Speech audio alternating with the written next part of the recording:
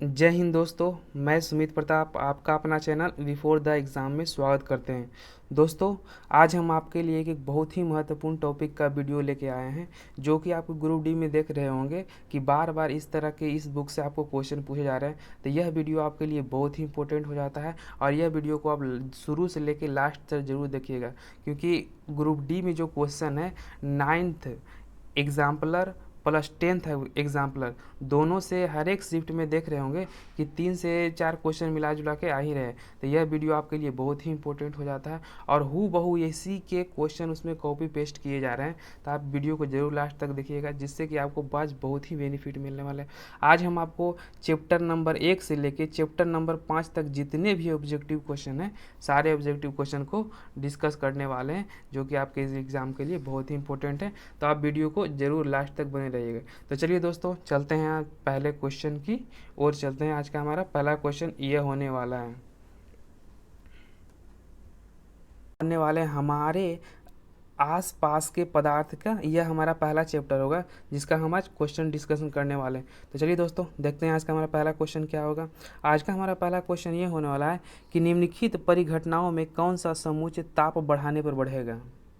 यदि आप ताप को अधिक बढ़ाते हैं तो इसमें कौन सा ऐसा समूह है उसका भी मान क्या हो जाएगा, तो बढ़ेगा। तो चलिए क्वेश्चन देख लेते हैं। तो सबसे पहले हम देख लेते हैं कि क्या विसरण उसमें बढ़ेगा। सही, विसरण। यदि विसरण क्या कहता है, विसरण मतलब फैलाव, यानी कि किसी भी आप एक द्रव को एक प्लेट में रखे हुए इसमें आप ताप दीजिएगा तो क्या होगा, विसरण मतलब फैलेगा, यानी कि गैस उससे निकलेगा। लेकिन क्या है, वाष्पन भी अधिक होगा। सही बात। लेकिन गैसों का संपीड़न होगा नहीं।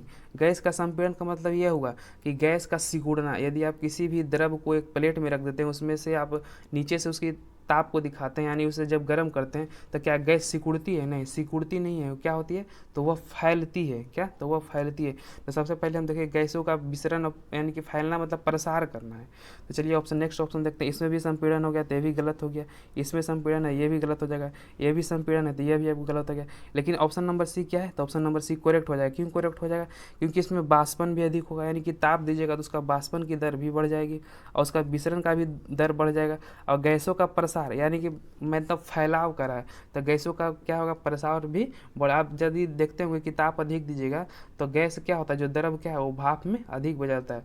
इसलिए क्या हो जाएगा इसका ऑप्शन नंबर सी, यानी कि किसी भी समूच में यदि दिया गया है ताप बढ़ाने पर आपको वाष्पन बढ़ेगा, विसरण बढ़ेगा और गैसों का प्रसार बढ़ेगा। दोस्तों, आपको ग्रुप डी में हू बहू क्वेश्चन इसी तरह के पूछे जा रहे हैं, एकदम उसमें कोई भी वर्ड चेंजिंग नहीं है। तो आप इस वीडियो को एक बार देखिए, 2 बार देखिए, आप जैसे भी देखिए, इसे सिर्फ आप याद करके जाइए, क्योंकि वहाँ पर यदि आप कन्फ्यूज़न होते हैं तो आप ही को इसमें नुकसान होने वाला है। तो वीडियो को 1 से 2 बार जरूर देख के जाइएगा, जिससे आपको कन्फर्म हो जाएगा। तो चलिए दोस्तों, नेक्स्ट क्वेश्चन को चलते हैं। मेरा क्वेश्चन नंबर 2 है, सीमा ने एक प्राकृतिक गैस संपीड़न इकाई का निरीक्षण किया। एक प्राकृतिक गैस ली जिसका संपीड़न का उसने निरीक्षण किया और पाया कि ताप एवं दाब विशिष्ट परिस्थितियों में को द्रवित किया गया है। यानी कि ताप और दाब के अनुसार हम किसी भी विशिष्ट परिस्थिति में द्रव को हम क्या कर सकते, गैस को क्या कर सकते हैं, तो द्रव अवस्था में बदल सकते हैं। अपने अनुभव को मित्रों के साथ बांटते हुए भ्रमित हो गई द्रवण की परिस्थितियों के सही समुच्चय को पहचानने की उसकी मदद कीजिए। देख रहे हैं क्वेश्चन सिर्फ आपको घुमा रहा है, इसमें कुछ कह नहीं रहा है। इसमें आपको पॉइंट देखिए यहाँ पर दिया गया है कि गैस और संपीड़न, यानी कि गैस को हम कब संपीड़ित की जा रहे हैं, जब उसमें किसका यूज किया, उसमें ताप का यूज किया, उसमें दाब का यूज किया। तो आप देखते होंगे कि जो हमारे घर में जो एलपीजी गैस आती है वो कैसे रहती है, तो वो आपको द्रव अवस्था में रहती है, लेकिन होती है ओरिजिनल रूप से कैसी, तो आपको गैसीय अवस्था में होती है। यदि आप देखते होंगे कि कभी गैस जब निकलती होगी तो आपको ठंडा ठंडा सा महसूस होगा। तो वही क्वेश्चन आपको यहाँ पर देख रहे हैं, सिर्फ घुमा दिया गया है। आपको सिर्फ यदि 1 से 2 बार पढ़िएगा तो क्वेश्चन में पढ़ा जाएगा। तो उसे हम द्रव अवस्था में कब रखते हैं, किसी गैस को हम द्रव अवस्था में कब रखते हैं, जब उसे हम निम्न ताप पर, यानी कि एकदम अधिक से अधिक न्यूनतम ताप पर रखेंगे। और उसमें क्या है, तो उसमें दाब अधिक होगा।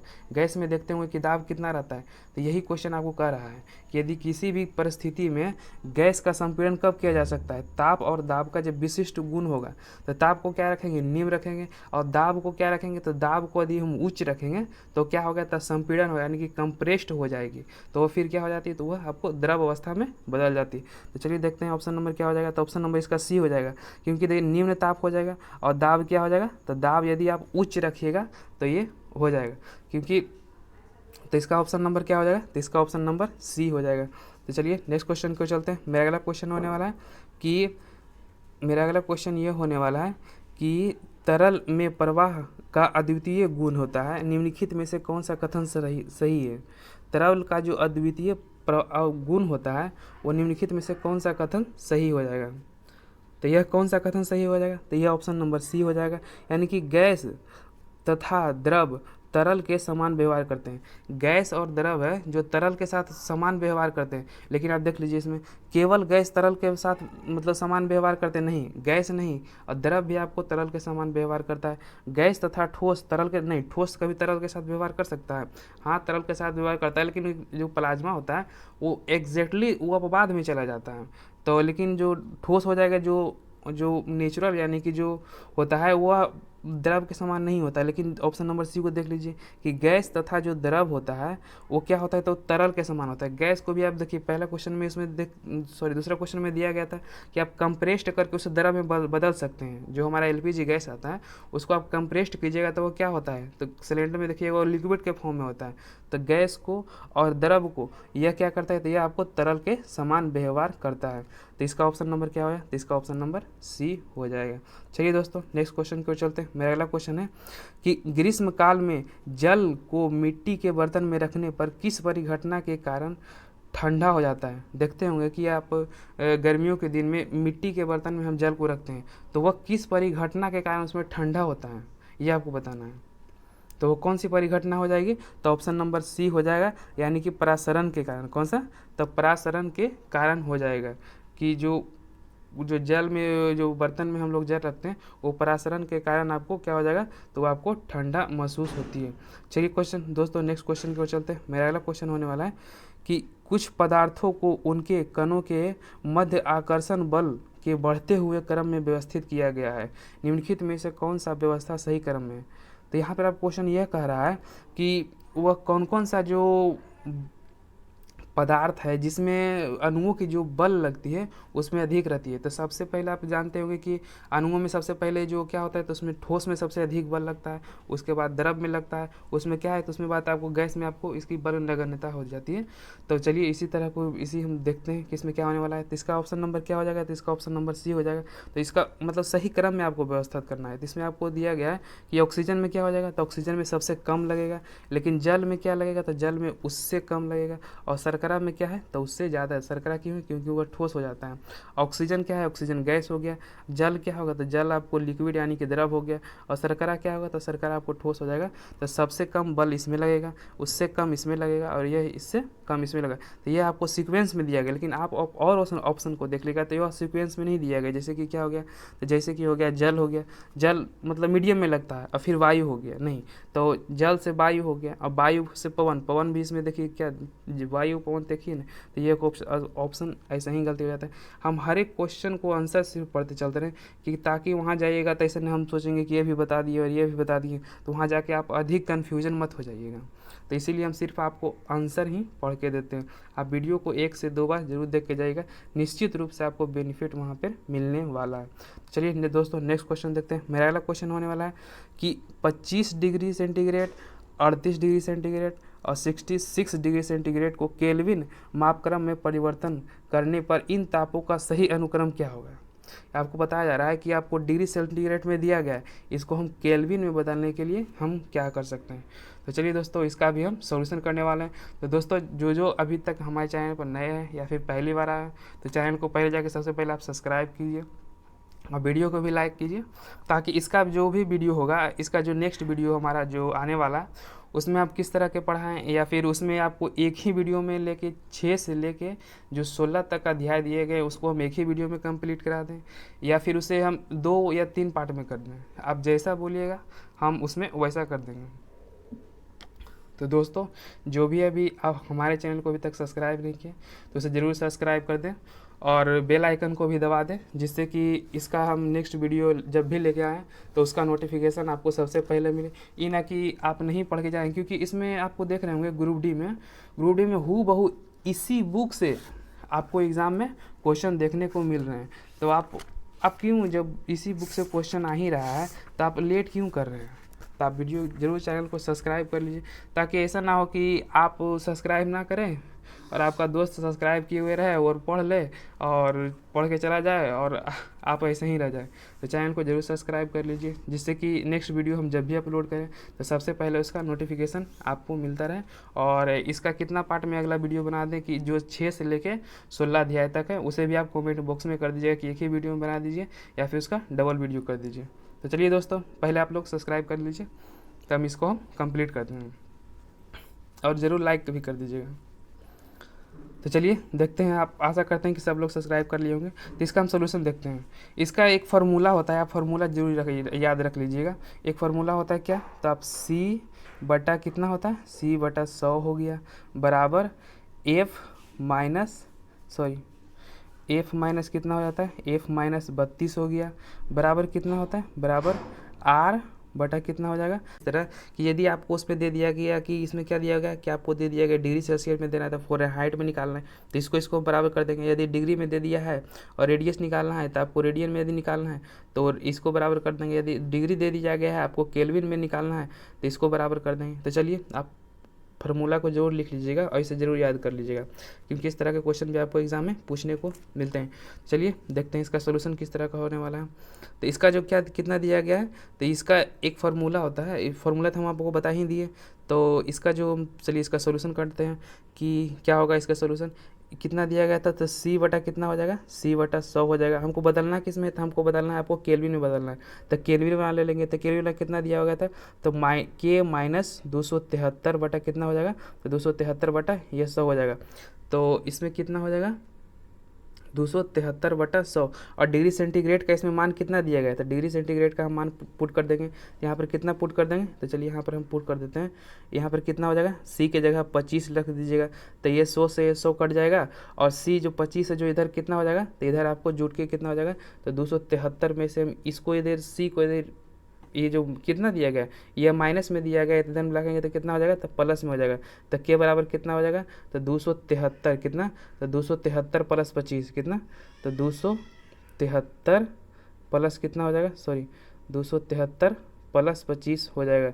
इसको जोड़ लीजिएगा तो कितना हो जाएगा, ये 8 हो जाएगा, और 7 2 कितना, 7 2 9 हो गया, ये 2 हो गया, यानी कि कितना को, तो 298 केल्विन आ गया। तो 298 केल्विन आना कौन सा ऑप्शन हो जाएगा, 298 केल्विन तो आपको सभी में दिया गया।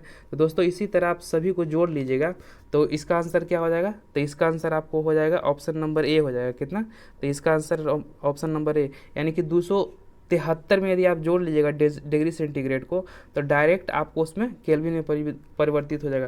तो आप इतना मात्रा याद रखिएगा, आप फॉर्मूला याद रखिएगा, और जैसे ही आपको डिग्री से आपको केल्विन में बदलना रहे तो आप उसको जोड़ लीजिएगा, 273 प्लस डिग्री कर लीजिएगा, तो आपको केल्विन मान में निकलेगा। 273 प्लस जितना भी आपको डिग्री सेंटीग्रेड जो डिग्री सेंटीग्रेड दिया हो रहता है उसको आप जोड़ लीजिएगा, तो क्या हो जाएगा, तो आपको केल्विन में यह मान आ जाएगा। तो इसे भी आप नोट कर लीजिएगा कि यदि आपको डिग्री से केल्विन बदलना है तो आपको जो 273 में से हम डिग्री को जोड़ लेंगे तो उसका मान आ जाएगा।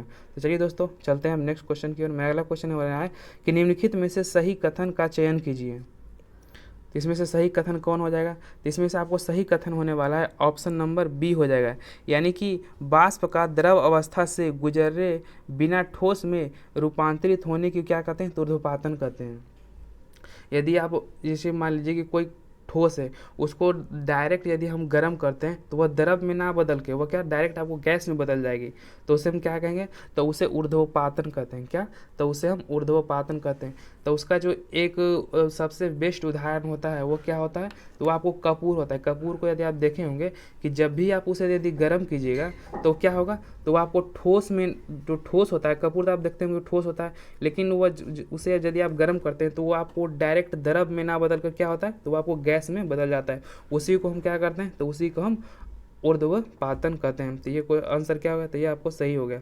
चलिए नेक्स्ट क्वेश्चन को चलते हैं। देखिए मैं फिर से कितना दिया गया, तो 8 नंबर क्वेश्चन यहाँ पे यह भी दिया गया कि आपको दिया गया है कि ethyl ether acetone n butane alcohol का क्वथनांक क्रमशः कितना है, तो 35 डिग्री दिया गया है, 56 डिग्री दिया गया है, और कितना दिया गया है, तो 118 डिग्री दिया गया है। तो इसमें क्या पूछा जा रहा है, तो आपको इसमें केल्विन में क्या, तो केल्विन में पूछा रहा है। तो हमने क्या बताया था कि यदि आपको डिग्री में दिया गया है और उसे आप केल्विन में निकालना चाहते हैं या फिर केल्विन में हमारा पूछा जा रहा है, तो उसे क्या करें, आप डायरेक्ट 373 प्लस जितना भी आपको डिग्री सेंटीग्रेड कितना, तो जितना भी आपको डिग्री सेंटीग्रेड मान दिया गया है उसको यदि आप जोड़ लीजिएगा तो आपको क्या हो जाएगा, तो आपको केल्विन में मान निकल जाएगा। तो यहाँ भी आपको चलिए देख जोड़ के हम बता देते हैं कि कितना हो जाएगा।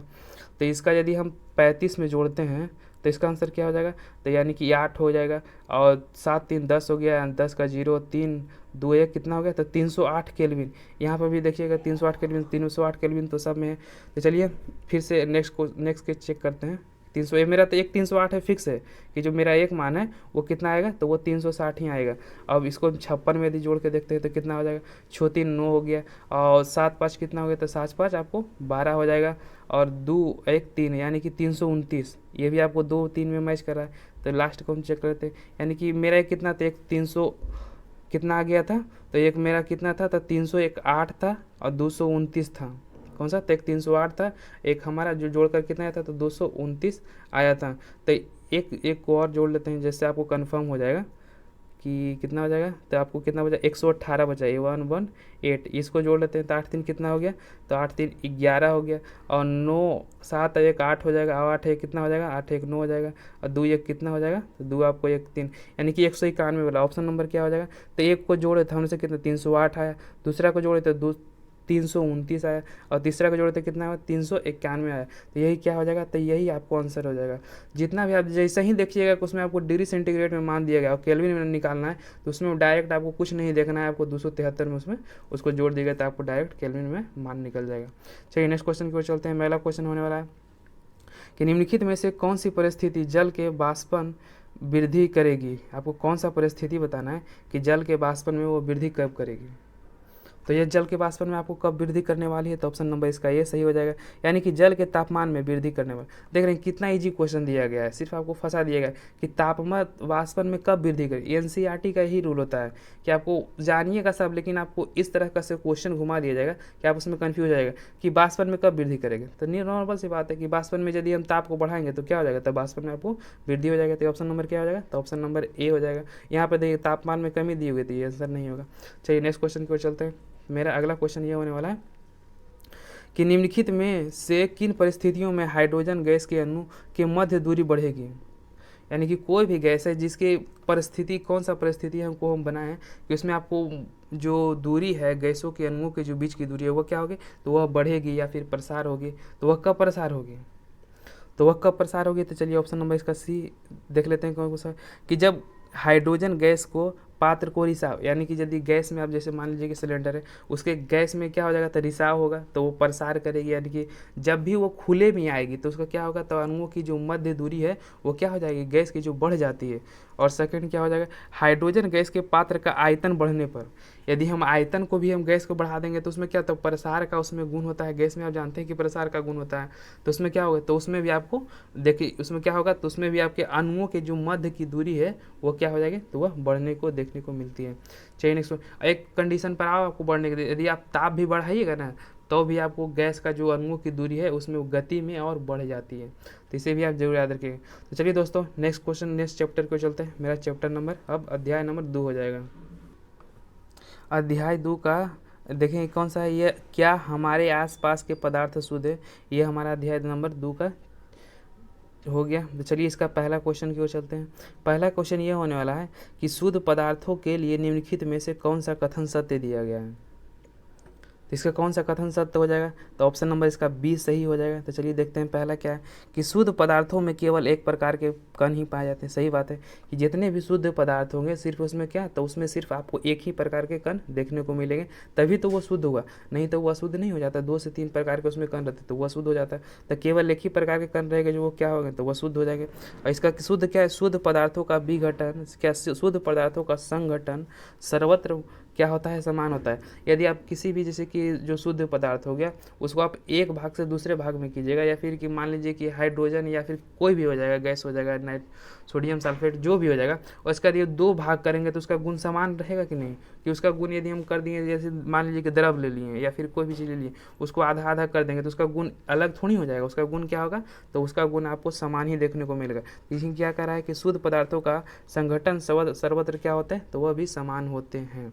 तो वो कौन सा, तो यह शुद्ध पदार्थ का 2 गुण हो गया। तो इसे आप जरूर याद रखिएगा, क्योंकि बड़े बड़े क्वेश्चन आपको इस तरह के क्वेश्चन आपको ग्रुप डी में देखने को मिलेगा। तो एनालाइज देख रहे होंगे तो आपको देखते होंगे कि वो लोग बोलते होंगे कि आपको जो ऑप्शन वाइज क्वेश्चन है 1 से 2 होगा या 2 से 3 होगा, इस तरह के क्वेश्चन दिए जा रहे हैं। तो इसे भी आप जरूर याद रखिएगा।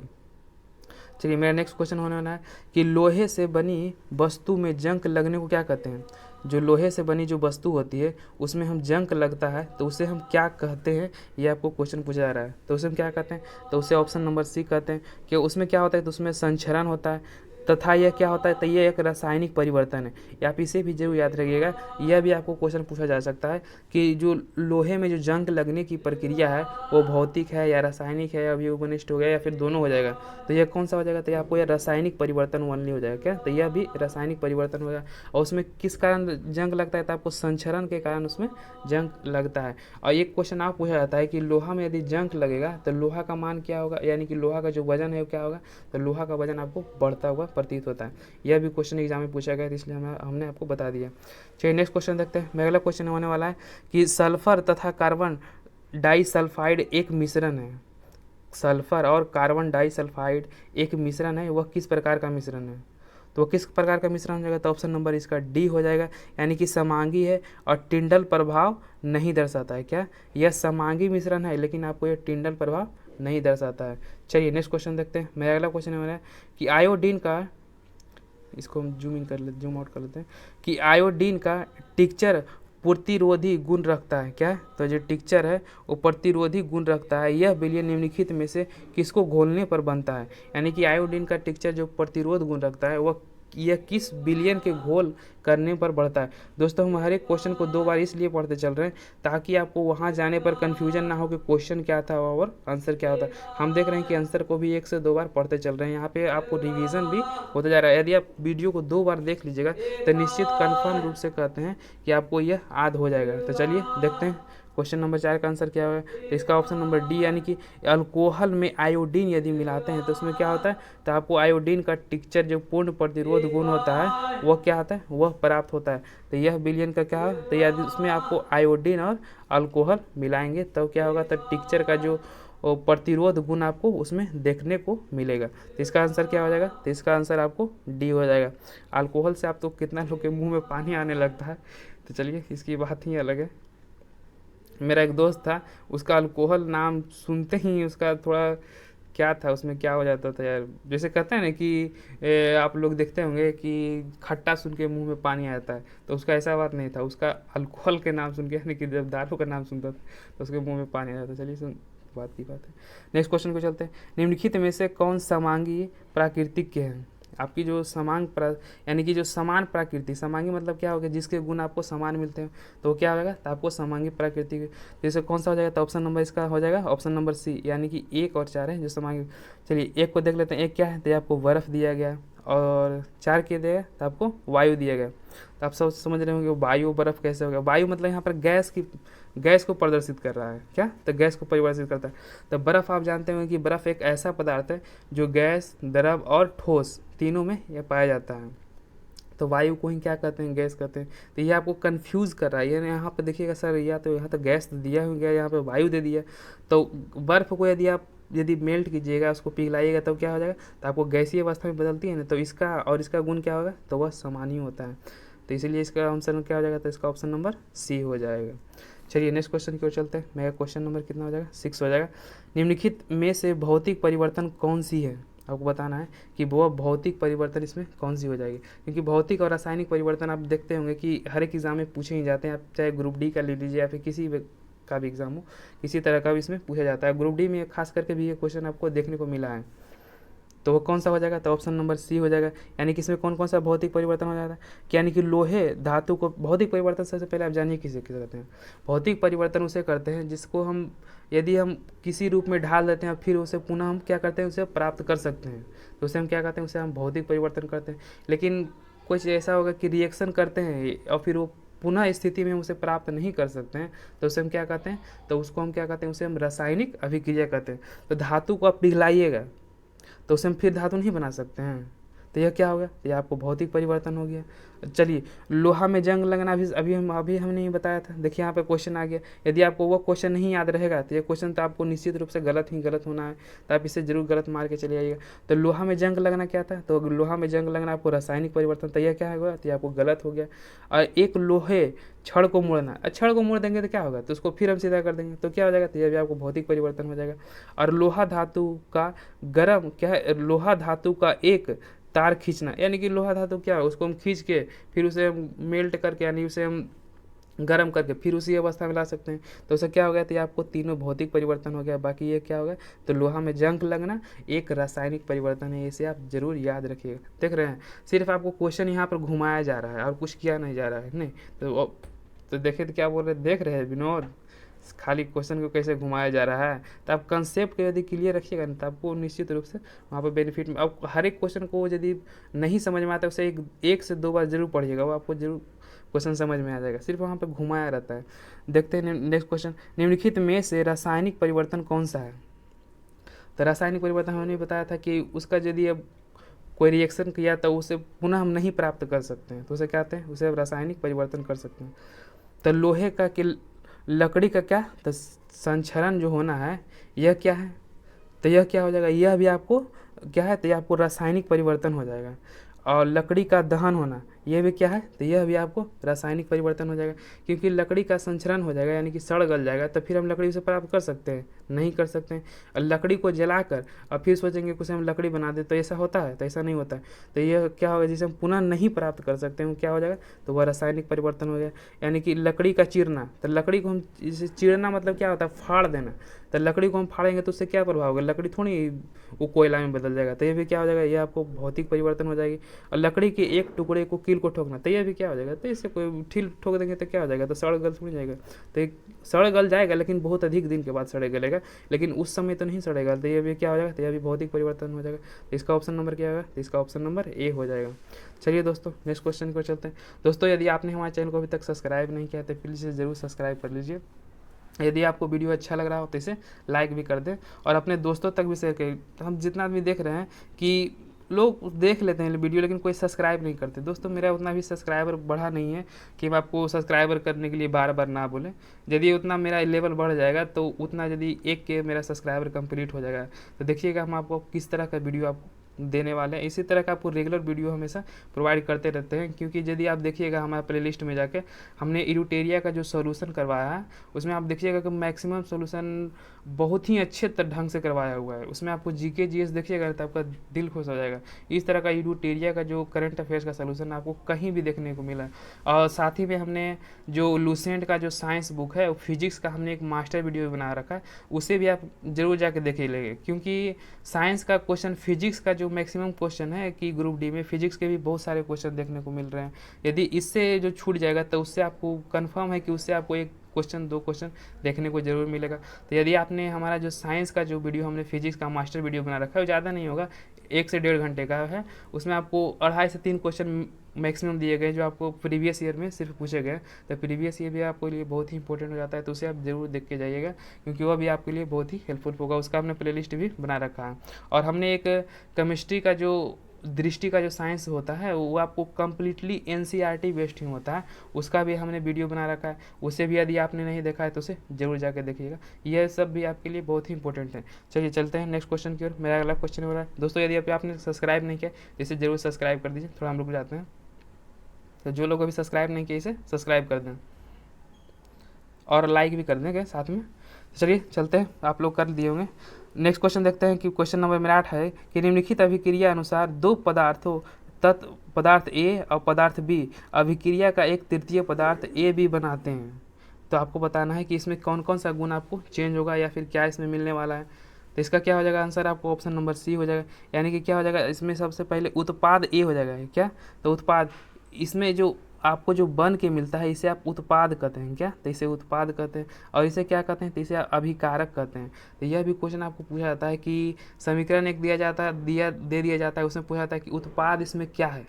तो जो बनता है, जो रसायन के बाद आपको अभिक्रिया के बाद जो बनता है उसे हम क्या कहते हैं, तो उसे उत्पाद कहते हैं।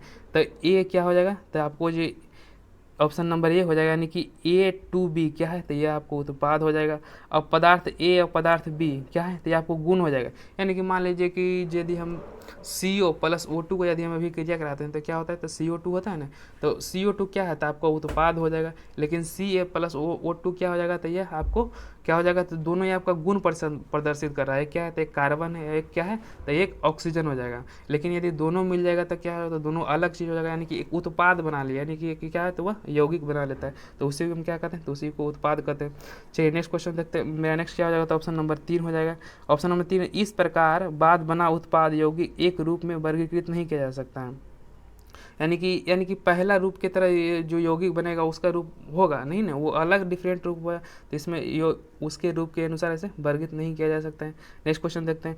इस प्रकार का बना उत्पाद एक तत्व है, क्या है, तो एक इस प्रकार का बना उत्पाद क्या है, तो एक तत्व भी हो जाएगा। तो इसका आंसर क्या हो जाएगा, तो इसका 8 का आंसर क्या हो जाएगा, तो 8 का ऑप्शन नंबर सी हो जाएगा। चलिए नेक्स्ट क्वेश्चन को चलते हैं। मेरा अगला क्वेश्चन है कि दो रासायनिक स्पीसीज एक्स तथा वाई आपस में संयुक्त होकर उत्पाद पी बनाते हैं, तो जिसमें से एक्स तथा वाई दोनों उपस्थित है, तो यानी कि एक्स और वाई का उपस्थिति का आपका मान बताना है क्या है। इसका ऑप्शन नंबर क्या हो जाएगा, तो इसका ऑप्शन नंबर डी हो जाएगा। चलिए देखते हैं पी क्या है, तो पी आपको एक यौगिक हो जाएगा, यह भी आपको सही बात दिया गया है। और चलिए देखते हैं कि ये क्या है, एक्स और वाई क्या है, तो एक तत्व होगा, हमने पहले ही बताया था कि एक्स और वाई क्या होता है, ये दोनों आपको तत्व दिया गया रहता है। लेकिन यह जो बनता है तो वह क्या बनता है, तो आपको यौगिक ये बनता है, इस तरफ क्या बनता है, ये मिलके ये यौगिक बनता है। और साथ ही में क्या होता है, पी एक निश्चित संघटक है, क्या यौगिक भी क्या है, तो एक निश्चित संघटक ही होता है। तो ये क्या हो जाता है, ऑप्शन नंबर इसका डी हो जाएगा, यानी कि 1, 3 और 4 हो जाएगा। चलिए दोस्तों नेक्स्ट क्वेश्चन पे चलते हैं। मेरा क्वेश्चन दोस्तों इसमें कुछ देख लेते हैं कि आपको लघुत्तरीय प्रश्न में भी कुछ इंपॉर्टेंट क्वेश्चन दिए रहते हैं, तो उसको भी हम कंप्लीट कराते चलते हैं। क्योंकि जो लघुत्तरीय प्रश्न है ना, उससे आपको देख रहे होंगे कि वन लाइनर की तरह उसमें आपको एक क्वेश्चन दिया रहता है, एग्जाम में आता है। तो चलिए इसे भी देख लेते हैं, यह भी आपके लिए बहुत ही इंपॉर्टेंट है, तो इसे भी हम सोचे कि करा ही देते हैं, क्यों नहीं, यह भी यदि ये क्वेश्चन पूछेगा तो छूट जाएगा। तो चलिए देखते हैं, निम्नलिखित में से पृथक करने की जो प्रक्रिया है, देखते होंगे कि आपको दो पदार्थ दिया हुआ रहता है और उसमें पृथकीकरण करने की प्रक्रिया को उसमें पूछा जाता है। जैसे कि इसमें क्या है, तब पारा और जल को हम कैसे पृथक कर सकते हैं, यह भी क्वेश्चन यदि आप यहाँ पूछा जाता है कि आप यदि सेट मारते होंगे तो आप देखते होंगे किस तरह के भी क्वेश्चन आपको पूछे जाते हैं। तो पारा और जल को हम पृथकीकरण करने के लिए क्या करते हैं, तो उसमें आपको क्या कहते हैं, तो पृथककारी कीप का हम प्रयोग करते हैं। यहाँ पे हम पढ़ते हुए चले जाएंगे, तो आप इसका आंसर कहीं पे नोट कर लीजिएगा कि पारा और जल को अलग करने के लिए, यानी कि पृथक करने के लिए हम किस विधि का प्रयोग करते हैं, तो उसका कौन सा विधि का प्रयोग करते हैं, तो पृथककारी कीप का हम प्रयोग करके इसे हम अलग कर सकते हैं। नेक्स्ट देखते हैं कि पोटेशियम क्लोराइड तथा अमोनियम क्लोराइड को किस विधि द्वारा अलग किया जाता है, तो इसे किस विधि द्वारा अलग किया जाता है, तो इसको आप ऊर्ध्वपातन विधि द्वारा अलग कर सकते हैं। कौन सा, तो ऊर्ध्वपातन विधि द्वारा अलग कर सकते हैं, ये आप लिख लीजिएगा।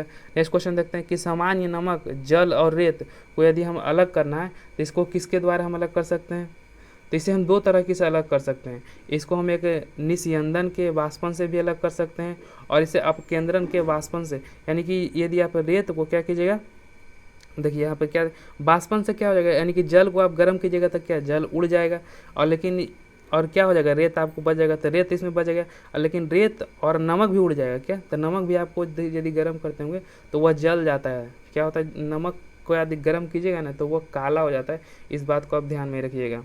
चलिए नेक्स्ट क्वेश्चन देखते हैं। मेरा अगला क्वेश्चन है कि केरोसिन तेल, जल और नमक को हम किस विधि द्वारा अलग करते हैं, तो इसे हम किस विधि द्वारा करते हैं, इसको हम पृथक्करण विधि तथा बाष्पन विधि के द्वारा या फिर आसवन विधि के द्वारा में से कौन सा, तो आपको एक पृथक्करण विधि हो गया, एक आपको क्या होगा, तो एक आपको बाष्पन हो गया, और एक क्या हो गया, तो एक आसवन विधि द्वारा हम इसे अलग कर सकते हैं।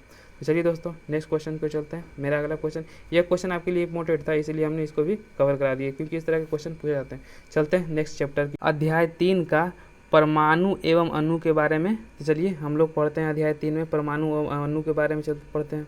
इससे भी आपको क्वेश्चन 1-2 देखने को मिल रहे हैं, तो इसे भी आप जरूर ध्यान से देखिएगा कि निम्नलिखित में से कौन सा 360 ग्राम जल का सही रूप में प्रदर्शित करता है, यानी कि 360 ग्राम जो जल है वो किसके बराबर है, ये आपको बताना है। तो वह किसके बराबर हो जाएगा, तो यह इसका ऑप्शन नंबर, यानी कि कितना हो जाएगा, इसका ऑप्शन नंबर डी हो जाएगा आंसर सही। तो यानी कितना, यह 20 मोल जल के बराबर होता है, यानी कि 20 मोल जल बराबर 360 ग्राम जल सही प्रदर्शित करता है। साथ ही क्या होता है, जल के 1.2044 × 10⁻25 अणु के बराबर यह भी प्रदर्शित करता है। तो इसे भी आप जरूर याद रखिएगा। ये जो आपको ये नोमेरिकल के रूप में दिया गया है, लेकिन नोमेरिकल आप देखिएगा तो बहुत ही बड़ा दिया गया है, इससे आपको कोई फ़ायदा होने वाला है नहीं, क्योंकि आपके ग्रुप डी के एग्ज़ाम में हूबहू यानी कि जैसा आपको यहाँ पर डाटा भी है वहाँ से उसी तरह का वहाँ पे भी आपको डाटा देखने को मिलेगा। तो आप क्यों ना इसे डाटा ही याद करके चले जाएं, क्योंकि इसका सॉल्यूशन यदि आप कीजिएगा तो सॉल्यूशन आप निश्चित रूप से भूल ही जाइएगा। तो ऐसा डाटा ही याद कर लीजिएगा, क्योंकि आज तक हमने इतना करेंट अफेयर्स जीके सारा याद किए, तो एक डाटा नहीं याद हो सकता है। तो इसका आंसर क्या है, इसका हम फिर से रिपीट कर देते हैं कि 360 ग्राम जल को सही रूप में प्रदर्शित करता है। तो कितना हो गया, तब 20 वह मोल जल के बराबर होगा। साथ ही क्या होगा, तो 1.204 गुने 10⁻25 अणु, कितना, तो 10⁻25 अणु के। तो इसका आंसर क्या हो जाता है, आंसर इसका डी हो जाएगा। चलिए नेक्स्ट क्वेश्चन को चलते हैं। मेरा अगला क्वेश्चन हो रहा है कि एक परमाणु के लिए निम्नलिखित में से कौन सा कथन सत्य नहीं है। आपको कथन सत्य नहीं है ये आपको बताना है। तो यह कौन सा कथन सत्य नहीं हो जाएगा, तो इसका ऑप्शन नंबर ए सत्य नहीं हो जाएगा कि परमाणु स्वतंत्र अवस्था में नहीं रह पाते। नहीं, परमाणु है जो क्या होते हैं, तो वह स्वतंत्र अवस्था में होते हैं। यहाँ पे क्या नहीं, ये गलत दिया गया, इसलिए क्या हो जाएगा, तो यह गलत हो जाएगा। तो ऑप्शन नंबर इसका क्या हो जाता है, तो ऑप्शन नंबर ए हो जाएगा। चलिए नेक्स्ट क्वेश्चन को चलते हैं। मेरा अगला क्वेश्चन है कि नाइट्रोजन गैस का रासायनिक प्रतीक है। यहाँ पर तो कितना आदमी लोग कन्फ्यूजन हो जाएगा कि नाइट्रोजन तो हम लोग पढ़ा है, लेकिन इसका रासायनिक प्रतीक क्या होता है भाई। तो इसका रासायनिक प्रतीक क्या हो जाएगा, तो आपको N2 हो जाता है। क्या, तो आपको N2 हो जाएगा। यह भी क्वेश्चन आप जरूर याद रखिएगा, क्योंकि छोटा छोटा क्वेश्चन होता है जो लोग भूल जाते हैं, लेकिन वही क्वेश्चन आप देखिएगा यदि वहाँ पर आ जाएगा तो वहाँ पर कन्फ्यूज जाएगा कि आप लोग सब जानते हो कि नाइट्रोजन को N से डिनोट करते हैं, लेकिन इसका जो रासायनिक गुण प्रतीक है वह क्या है, आपको N2 हो जाएगा। कितना, तो N2 हो जाएगा। चलिए नेक्स्ट क्वेश्चन देखते हैं। मेरा अगला क्वेश्चन है कि सोडियम का रासायनिक प्रतीक क्या है। देखिए कितना कितना इजी क्वेश्चन दिया गया है। तो कितना हो जाएगा, तो ये क्वेश्चन आपको पूछा भी जा रहा है, ये नहीं कि इजी है तो वहाँ पर क्वेश्चन नहीं पूछा जा रहा है, यह भी आपको प्रतीक दे के भी आपको क्वेश्चन पूछा जा रहा है। तो इसे भी जरूर याद रखिएगा। तो सोडियम का क्या हो जाएगा, तो सोडियम का आपको Na हो जाएगा। देखिए यहाँ पर क्या दिया गया, तो Na ये भी दिया गया है, लेकिन Na ये भी दिया गया। तो सबसे पहले जानेंगे पहला क्या होता है, तो पहला आपको कैपिटल लेटर होता है, फिर क्या होता है, तो स्मॉल लेटर होता है। इसका क्या हो जाता है, ऑप्शन नंबर इसका डी हो जाएगा। नेक्स्ट क्वेश्चन देखते हैं। मेरा क्वेश्चन है कि निम्नलिखित में किसका भार सबसे अधिक होगा। आपको बताना है कि निम्नलिखित में से है वह किसका भार अधिक होगा। तो किसका भार अधिक हो जाएगा, तो आपको ऑप्शन नंबर सी का हो जाएगा। भार का निकालने का एक फार्मूला होता है, इसे भी आप जरूर याद रखिएगा। हम आपको लिखा देते हैं क्या होता है, तो नमूने का ग्राम में भार, यानी कि जो दिया गया है आपको, जो भी यौगिक या फिर कुछ भी दिया गया है उसका भार बराबर निकालने के लिए क्या होता है, तो मोलों की संख्या गुने क्या होता है, मोलर का द्रव्यमान, यानी कि जो मोल की जो संख्या होगी और क्या होगी, तो मोल का जो द्रव्यमान होगा। क्या, तो मोल की संख्या, यहाँ थोड़ा लिखने में इसमें थोड़ा ठीक से नहीं लिखा पाता है, तो इसीलिए हम यहाँ पर लिखने की कम प्रयास करते हैं। तो मोल की लिख देते हैं यहाँ पर, मोल की संख्या क्या हो गया, तो मोल की संख्या गुने क्या हो जाएगा, मोल का द्रव्यमान। क्या, तो मोल का द्रव्यमान हो जाएगा। क्या, तो द्रव्यमान हो जाएगा। यहाँ पे आप समझ लीजिएगा, लिख लीजिएगा। तो मोल की संख्या, मोल का जो भार निकालने का यही फार्मूला होता है, यानी कि W बराबर, यही फार्मूले के तहत आप इसे निकाल सकते हैं। तो इसका यदि आप निकालिएगा तो इसका क्या होता है, इसका ऑप्शन नंबर सी हो जाएगा। तो चलिए इसका निकाल कर बता देते हैं कि जो क्या हो जाएगा, तो इसमें क्या पूछा जा रहा है कि CO3 का 2 मोल के बराबर कितना होगा, यानी कि मोल की संख्या कितना दिया गया, तो मोल की संख्या आपको 2 दिया गया। यदि आप CO3 का मोलर भार निकालते हैं ना, तो कितना आ जाएगा, तो वो 100 आ जाएगा। कितना, तो वह 100 आ जाएगा। तो वह कितना हो जाएगा, तो आपको 100 से गुना करिएगा तो कितना हो जाएगा, वह 200 ग्राम के बराबर हो जाएगा। और इसका मोलर भार निकालते हैं कैसे, यह भी आप याद रखिएगा। मोलर भार का यदि आप परमाणु संख्या आप याद रखिएगा तो मोलर भार आपको निश्चित रूप से निकल जाएगा। तो इसका जो क्या होता है, तो C का यदि हम मोलर भार यदि निकालते हैं तो C यानी कि कैल्शियम का कितना हो जाता है, तो कैल्शियम को आपको 40.1 हो जाता है। और यदि हम इसका कितना निकालते हैं तो C का कितना हो गया, C का परमाणु संख्या कितना है, तो 6 है। इसका परमाणु भार कितना है, तो 12 हो जाएगा। लेकिन O का परमाणु संख्या कितना है, तो O का परमाणु संख्या आपको कितना है, तो आपको 8 है। लेकिन इसका मोलर भार कितना हो जाएगा, तो 16 हो जाएगा। तो 16 को हम O3 दिया गया कितना, तो देखिए यहाँ पर O3 दिया है, तो 16 को हम 3 से गुना कर देंगे तो कितना, 16 48 हो जाएगा। तो चलिए देख लेते हैं। तो CA का कितना बताए थे, तो CA का आपको 40 बताए थे। और कैल्शियम का कितना हो जाएगा, तो इसको मिटा देते हैं, तो इसका कलर चेंज करते हैं, तो यहाँ पर आपको समझ में आ जाएगा। तो सी ए का कितना हो जाएगा, तो सी ए का आपको हो जाएगा, इसका द्रव्यमान भार कितना होगा 40 हो जाएगा। और सी का कितना हो जाएगा, तो सी का 12 हो जाएगा। और O3 का O का मान कितना होता है परमाणु संख्या, तो O का परमाणु संख्या 8 होता है, लेकिन उसका परमाणु द्रव्यमान कितना, तो उसका दुगना परमाणु द्रव्यमान होता है। इसमें कितना होगा, तो 16 होगा। यदि हम 16 को 3 से गुना कर देंगे तो ये कितना हो जाता है, 16 48, टोटल को आपको जोड़िएगा तो कितना आ जाएगा, तो ये 200 आ जाएगा। और कितना मोल का पूछा रहता है, 2 मोल को पूछा रहता है, इसे हम 2 से गुना कर दिए तो कितना हो जाएगा, तो 200 ग्राम हो। और बाकी सबका निकाल लीजिएगा तो ये 200 ग्राम के बराबर नहीं आता है। तो सबसे अधिक भार किसका हो गया, सबसे अधिक भार हो गया CaCO3 के 2 मोल के सबसे अधिक भार हो जाएंगे। चलिए नेक्स्ट क्वेश्चन को चलते हैं। मेरा अगला क्वेश्चन है कि थोड़ा राइटिंग पे आप मत जाइएगा क्योंकि इसमें थोड़ा लिखने में प्रॉब्लम हो जाता है। आप समझिएगा कि आप कहीं पे लिख लीजिएगा, खुद से भी लिख के प्रयास कर सकते हैं। नेक्स्ट क्वेश्चन को चलते हैं। मेरा अगला क्वेश्चन वाला कि निम्नलिखित में से किस में परमाणुओं की संख्या अधिकतम होती है, तो किसमें परमाणुओं की संख्या अधिकतम होगी, तो आपको ऑप्शन नंबर ये डी हो जाएगा। कितना कि CH4 के 18 ग्राम में परमाणुओं की संख्या अधिक होती है। परमाणुओं की संख्या निकालने का भी फार्मूला हम आपको बताते हैं। इसका होता है कि पदार्थ का, आप लिख लीजिएगा कहेंगे, परमाणुओं की संख्या बराबर पदार्थ का द्रव्यमान गुने एक अणु में परमाणुओं की संख्या बटा मोलर द्रव्यमान।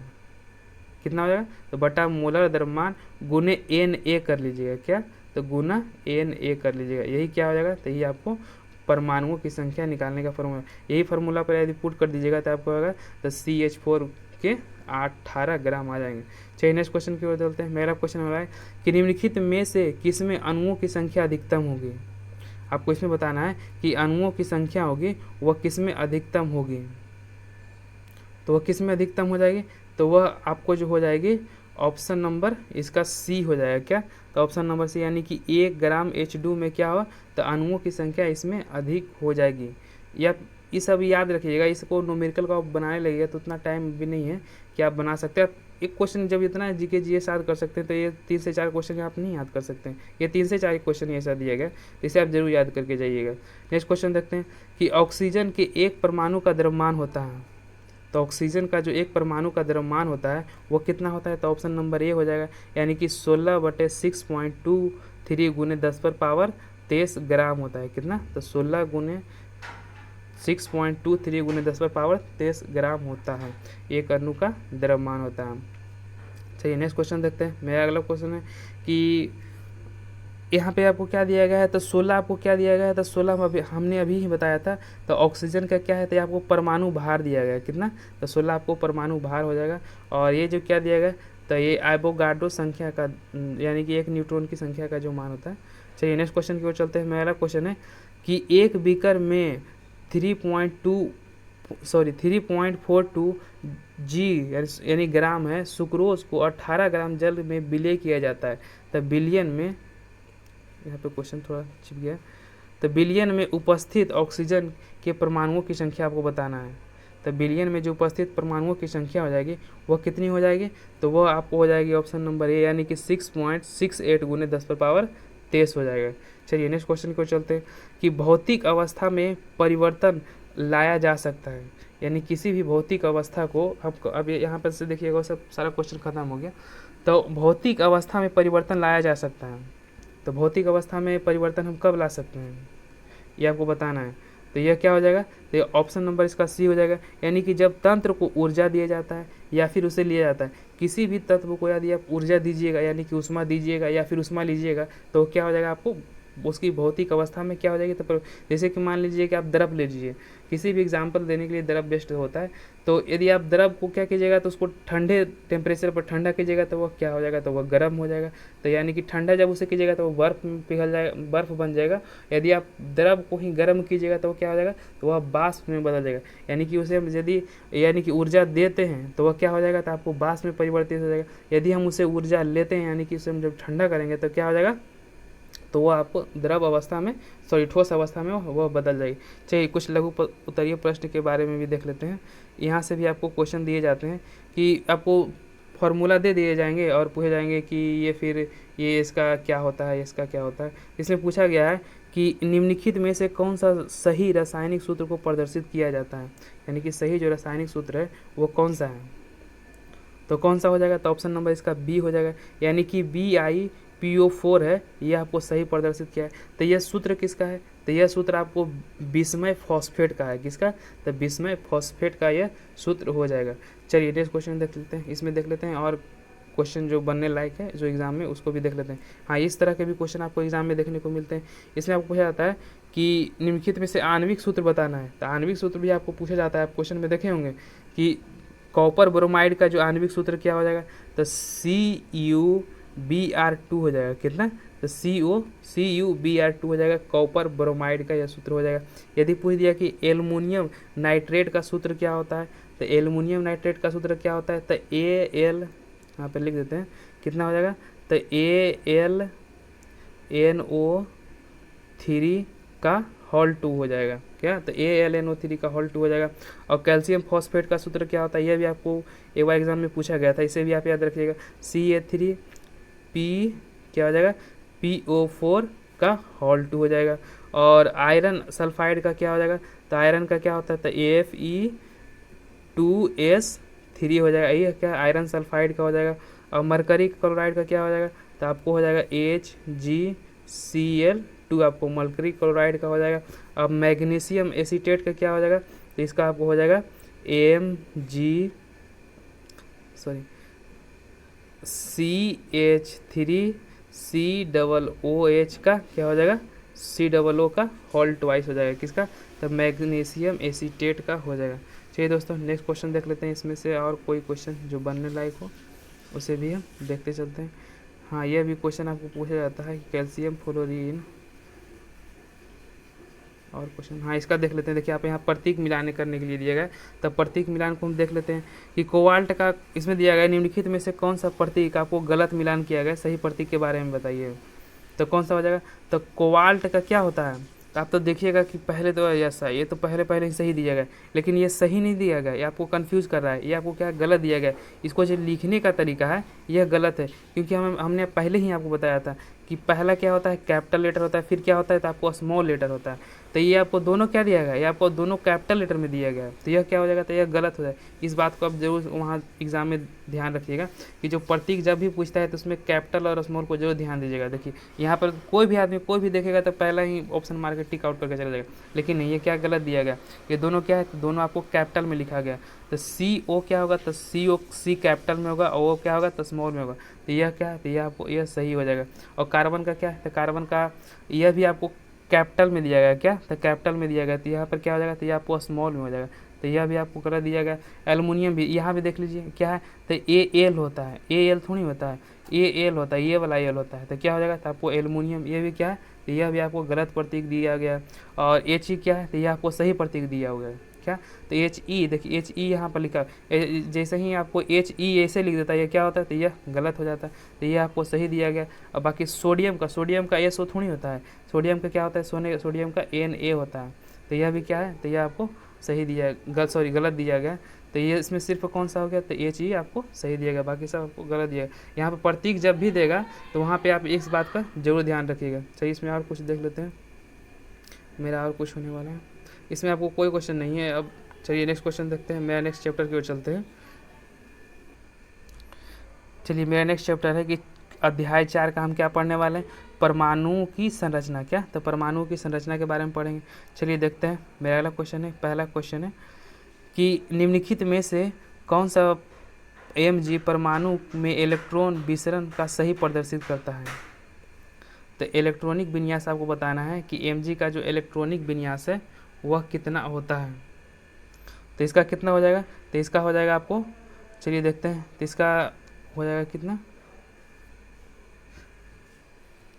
यदि आप जो कोई भी तत्व का यदि ये कहता है कि इलेक्ट्रॉनिक विन्यास निकालने के लिए, तो उसका आपको परमाणु संख्या है, यह निश्चित रूप से यदि आप याद होगा तो आप उसको आसानी से रूप से उसे बना सकते हैं। तो Mg का परमाणु संख्या कितना होता है? तो Mg का जो परमाणु संख्या वह 12 होता है। तो 12 इलेक्ट्रॉनिक विन्यास किसमें है? देख लीजिए कि आपको कितना हो जाएगा। तो ऑप्शन नंबर ये B हो जाएगा, यानी कि 2 8 2 क्या है? तो आपको Mg का सही इलेक्ट्रॉनिक विन्यास है 2 8 2, यानी कि 2 8 कितना 10 हो गया, 10 2 12 हो जाएगा। चलिए नेक्स्ट क्वेश्चन देखते हैं। मेरा अगला क्वेश्चन है कि रदरफोर्ड के अल्फा ए कण प्रयोग के परिणाम स्वरूप खोजा गया था, यानी कि जो अल्फा कण रदरफोर्ड ने खोजा था वो किसके प्रयोग पर यह खोजा था? तो उसने क्या किया था, तो आपको परमाणु के जो नाभिक में है ना, जो एक किरण गुजारा था, उसी के कारण आपको क्या किया था, तो अल्फा किरण या परकिरण की खोज किया गया था। तो वह किस में गुजारा था, तो आपको परमाणु के नाभिक पर हो जाएगा। इसका ऑप्शन नंबर क्या हो जाएगा, इसका ऑप्शन नंबर सी हो जाएगा। चलिए नेक्स्ट क्वेश्चन की ओर चलते हैं। मेरा अगला क्वेश्चन होने वाला है कि एक तत्व में इलेक्ट्रॉनों की संख्या 15 है और न्यूट्रॉनों की संख्या 16 है, तो निम्नलिखित में से कौन सा तत्व सही प्रदर्शित करता है। तो वो कौन सा तत्व हो जाएगा जो आपको सही प्रदर्शित करेगा, तो ऑप्शन नंबर ए हो जाएगा, यानी कि 31 एक्स कौन सा हो जाएगा, 31 15 एक्स हो जाएगा। चलिए नेक्स्ट क्वेश्चन देखते हैं। मेरा अगला क्वेश्चन होने वाला है कि इसका आप जान लीजिए कि क्या होता है कि ऊपर वाला जो क्या करता है, तो आपको भार दर्शाता है, क्या, तो आपको भार दर्शाता है, और नीचे वाला क्या है, तो आपको इलेक्ट्रॉनों की संख्या इसमें दर्शाई जाती है। तो इलेक्ट्रॉन तो आपको इसमें दिया गया है, तो इलेक्ट्रॉन कितना दिया गया है, तो आपको इसमें इलेक्ट्रॉन 15 दिया गया है। और लेकिन इसमें यदि भार, एक क्वेश्चन आता है कि भार निकालने का जो फार्मूला होता है, तो वो भार निकालने का फार्मूला क्या होता है, तो भार बराबर क्या होता है, तो भार बराबर आपको न्यूट्रॉन की संख्या, क्या, तो न्यूट्रॉन की संख्या प्लस प्रोटॉन की संख्या आप यदि जोड़ दीजिएगा ना, तो उसका जो कोई भी तत्व का है उसका भार आप निकाल सकते हैं। यह भी क्वेश्चन आपको पूछा जाता है कि समभारिक और समस्थानिक पूछा जाता है। तो समभारिक में आप याद रखिएगा कि समभारिक जिसके जो परमाणुओं की संख्या के जो भार है वो क्या हो, तो वो बराबर हो, तो क्या हो, तो भार आपको बराबर हो, और जो इलेक्ट्रॉनों की संख्या वो क्या भिन्न भिन्न हो, तो वो क्या होते हैं, तो वह समस्थानिक होता है, लेकिन सॉरी समभारिक होता है, लेकिन समस्थानिक उसका जस्ट उल्टा है। तो आप जानिए कि भार कहाँ पर आता है, तो भार आपको ऊपर में रहता है, यानी कि जो उसमें ऊपर वाली जो संख्या दी हुई रहे, तो उसमें जिसमें आपको बराबर लगेगा वो क्या हो जाएगा, तो आपको समभारिक हो जाता है। इसलिए यह क्वेश्चन भी आपको बता दिए कि समभारिक और समस्थानिक एग्जाम में पूछा जाता है, वहाँ पर आप कन्फ्यूज मत हो जाइएगा। नेक्स्ट क्वेश्चन को चलते हैं। मेरा अगला क्वेश्चन होने वाला है क्वेश्चन नंबर 4 कि डाल्टन के परमाणु सिद्धांत ने सफलतापूर्वक समझाया था। तो वो सफलतापूर्वक किस चीज़ को समझाया था, तो यह ऑप्शन नंबर डी हो जाएगा, यानी कि किस चीज़ को समझाया था, तो द्रव्यमान का संरक्षण का नियम डाल्टन के द्वारा दिया गया था, और साथ ही अस्थिर अनुपात का नियम इसी के द्वारा दिया गया था, इन्हीं के द्वारा दिया गया था, और गुणित अनुपात का नियम भी किसके द्वारा, तो यह डाल्टन के द्वारा यह दिया गया था। चलिए नेक्स्ट क्वेश्चन को चलते हैं। यहाँ से आपको अच्छे अच्छे क्वेश्चन देखने को मिलेंगे, और इस तरह के क्वेश्चन आप पूछे भी जाते हैं एग्जाम में। चलिए नेक्स्ट क्वेश्चन देखते हैं। मेरा अगला क्वेश्चन है कि रदरफोर्ड के नाभिकीय प्रतिरूप के संबंध में कौन सा कथन सही है। तो इसका कौन सा कथन सही हो जाएगा, तो इसका ऑप्शन नंबर ए हो जाएगा, यानी कि नाभिक को धन आवेशित माना गया था, और उसमें क्या गया था, सौर परिवार की तुलना में किया जाता है, यानी कि सौर परिवार की तुलना है उसके रदरफोर्ड ने, या उसके नाभिक से क्या होती है, उसी से आपको ऊर्जा देखने को मिलती है। तो इसका ऑप्शन नंबर क्या हो जाएगा, इसका ऑप्शन नंबर 5 का ए हो जाएगा। चलिए नेक्स्ट क्वेश्चन देखते हैं। यहाँ पर मेरा अगला क्वेश्चन है कि एक तत्व के निम्नलिखित में से कौन सा विकल्प सही है। तो यह कौन सा आपको विकल्प सही हो जाएगा, तो ऑप्शन नंबर इसका डी हो जाएगा, यानी कि 2 और 4 है जो क्या सही है। तो देखिए यहाँ पर हम अभी ने आपको बता रहे थे कि द्रव्यमान संख्या यदि निकालना है तो उसमें प्रोटॉन की संख्या प्लस न्यूट्रॉन की संख्या करेंगे, क्या, यदि द्रव्यमान संख्या निकालना है तो उसमें क्या कहे थे, तो पी प्लस एन करेंगे तो क्या हो जाएगा, तो आपको द्रव्यमान संख्या निकल जाएगी। और द्रव्यमान संख्या कहाँ होती है, तो जो भी तत्व दिया रहता है उसकी ऊपरी भाग को हम क्या कहते हैं, उसकी द्रव्यमान संख्या रहती है, और जो नीचे में जो रहता है क्या आता है, तो वो इलेक्ट्रॉनों की संख्या उसमें प्रदर्शित किया जाता है। तो ये तो आपको सही हो गया। और चौथा नंबर को देख लेते हैं। चौथा नंबर क्या हो जाए, और परमाणु संख्या बराबर क्या होगा, तो परमाणु संख्या यदि निकालने का रहेगा तो प्रोटोनों की संख्या प्लस इलेक्ट्रॉनों की संख्या को हम जोड़ देंगे तो क्या हो जाएगा, तो आपको परमाणु संख्या वहाँ पर निकल जाएगा। चाहिए तो इसका ऑप्शन नंबर क्या होगा, ऑप्शन नंबर 4 और 2 इसका सही दिया गया है। चलिए नेक्स्ट क्वेश्चन देखते हैं। मेरा क्वेश्चन है, इस तरह के क्वेश्चन आपको जब पूछे जाते हैं कि उसमें इलेक्ट्रॉन की संख्या कितनी होगी, प्रोटॉन की संख्या कितनी होगी, तो उस पर यह फार्मूला काम करता है, तो इसे भी आप याद रखिएगा। नेक्स्ट क्वेश्चन देखते हैं कि थॉमसन के परमाणु मॉडल हेतु निम्नलिखित में से कौन सा कथन सत्य है। इसका कौन सा कथन सत्य हो जाएगा, इसका ऑप्शन नंबर ए, यानी कि 1 2 3 4 को छोड़कर सभी सत्य। चलिए इसको देख लेते हैं। एक परमाणु के परमाणु द्रव्यमान को समान रूप में वितरित माना जाता है। ये थॉमसन का परमाणु, यानी कि थॉमसन का जो परमाणु मॉडल था इसका ये गुण बता रहा है। और परमाणु के धनावेश समान रूप में वितरित किए जा सकते हैं। धन आवेशित गोले में इलेक्ट्रॉनों का वितरण समान रूप से किया जाता है। तो ये क्या हो जाता है, option number A, option number 2, option number 3 क्या सही हो जाएगा। चलिए नेक्स्ट क्वेश्चन देखते हैं। मेरा क्वेश्चन है कि रदरफोर्ड यानी कि अल्फा कण प्रकीर्णन प्रयोग ने दर्शाया कि, यानी कि रदरफोर्ड का जो अल्फा कण है वो यानी कि अल्फा कण प्रदर्शन का जो प्रारूप दर्शाया गया था वो किस रूप में दर्शाया गया था। तो कौन सा रूप हो जाएगा, तो ऑप्शन नंबर इसका बी हो जाएगा, यानी कि 2 और 4 हो जाएगा। यानी कि नाभिक के परमाणु द्रव्यमान और धन आवेश क्या होता है, तो केंद्र में रहते हैं। यानी कि जो रदरफोर्ड ने जो अल्फा कण का प्रदर्शित किया था उसमें बताया था कि जो द्रव्यमान होता है और धन आवेशित जो कण होते हैं वो क्या होते हैं, तो आपको केंद्र में देखने को मिलते हैं। साथ ही क्या है, तो परमाणु का अधिकांश स्थान अरिक्त होता है। क्या, तो परमाणु का जो स्थान अधिकांश होता है वह क्या रिक्त होता है। यह दोनों आपको सही दिया गया है। चलिए नेक्स्ट क्वेश्चन देखते हैं। मेरा अगला क्वेश्चन है कि यहाँ पे देखिए आपको दिया गया इलेक्ट्रॉनों की उपस्थिति है, इसमें निकालने को पूछा जा रहा है। तो एक तत्व के आयन पर 3 धन आवेश है, परमाणुओं का द्रव्यमान 27 है। परमाणु का द्रव्यमान कितना 27 और न्यूट्रॉनों की संख्या 14 है, तो आयन में कितने इलेक्ट्रॉन उपस्थित हैं। यहाँ पर देखो आपको इलेक्ट्रॉनों की संख्या पूछ जा रही है, तो उसमें कितना उपस्थित हो जाएगा, तो ऑप्शन नंबर इसका बी हो जाएगा। कितना, तो ऑप्शन नंबर बी, यानी कि इसमें 10 इलेक्ट्रॉन उपस्थित हो जाएंगे। चलिए नेक्स्ट क्वेश्चन देखते हैं। मेरा अगला क्वेश्चन होने वाला है कि Mg आयन की पहचान कीजिए जो जहाँ N और P क्रमशः न्यूट्रॉन और प्रोटॉन की संख्या है। तो न्यूट्रॉन और प्रोटॉनों की संख्या हो जाएगी, तो आपको इसमें बताना है कि इसका आंसर क्या हो जाएगा। तो इसका आंसर आपको हो जाएगा ऑप्शन नंबर डी हो जाएगा। कितना, ऑप्शन नंबर यह डी हो जाएगा।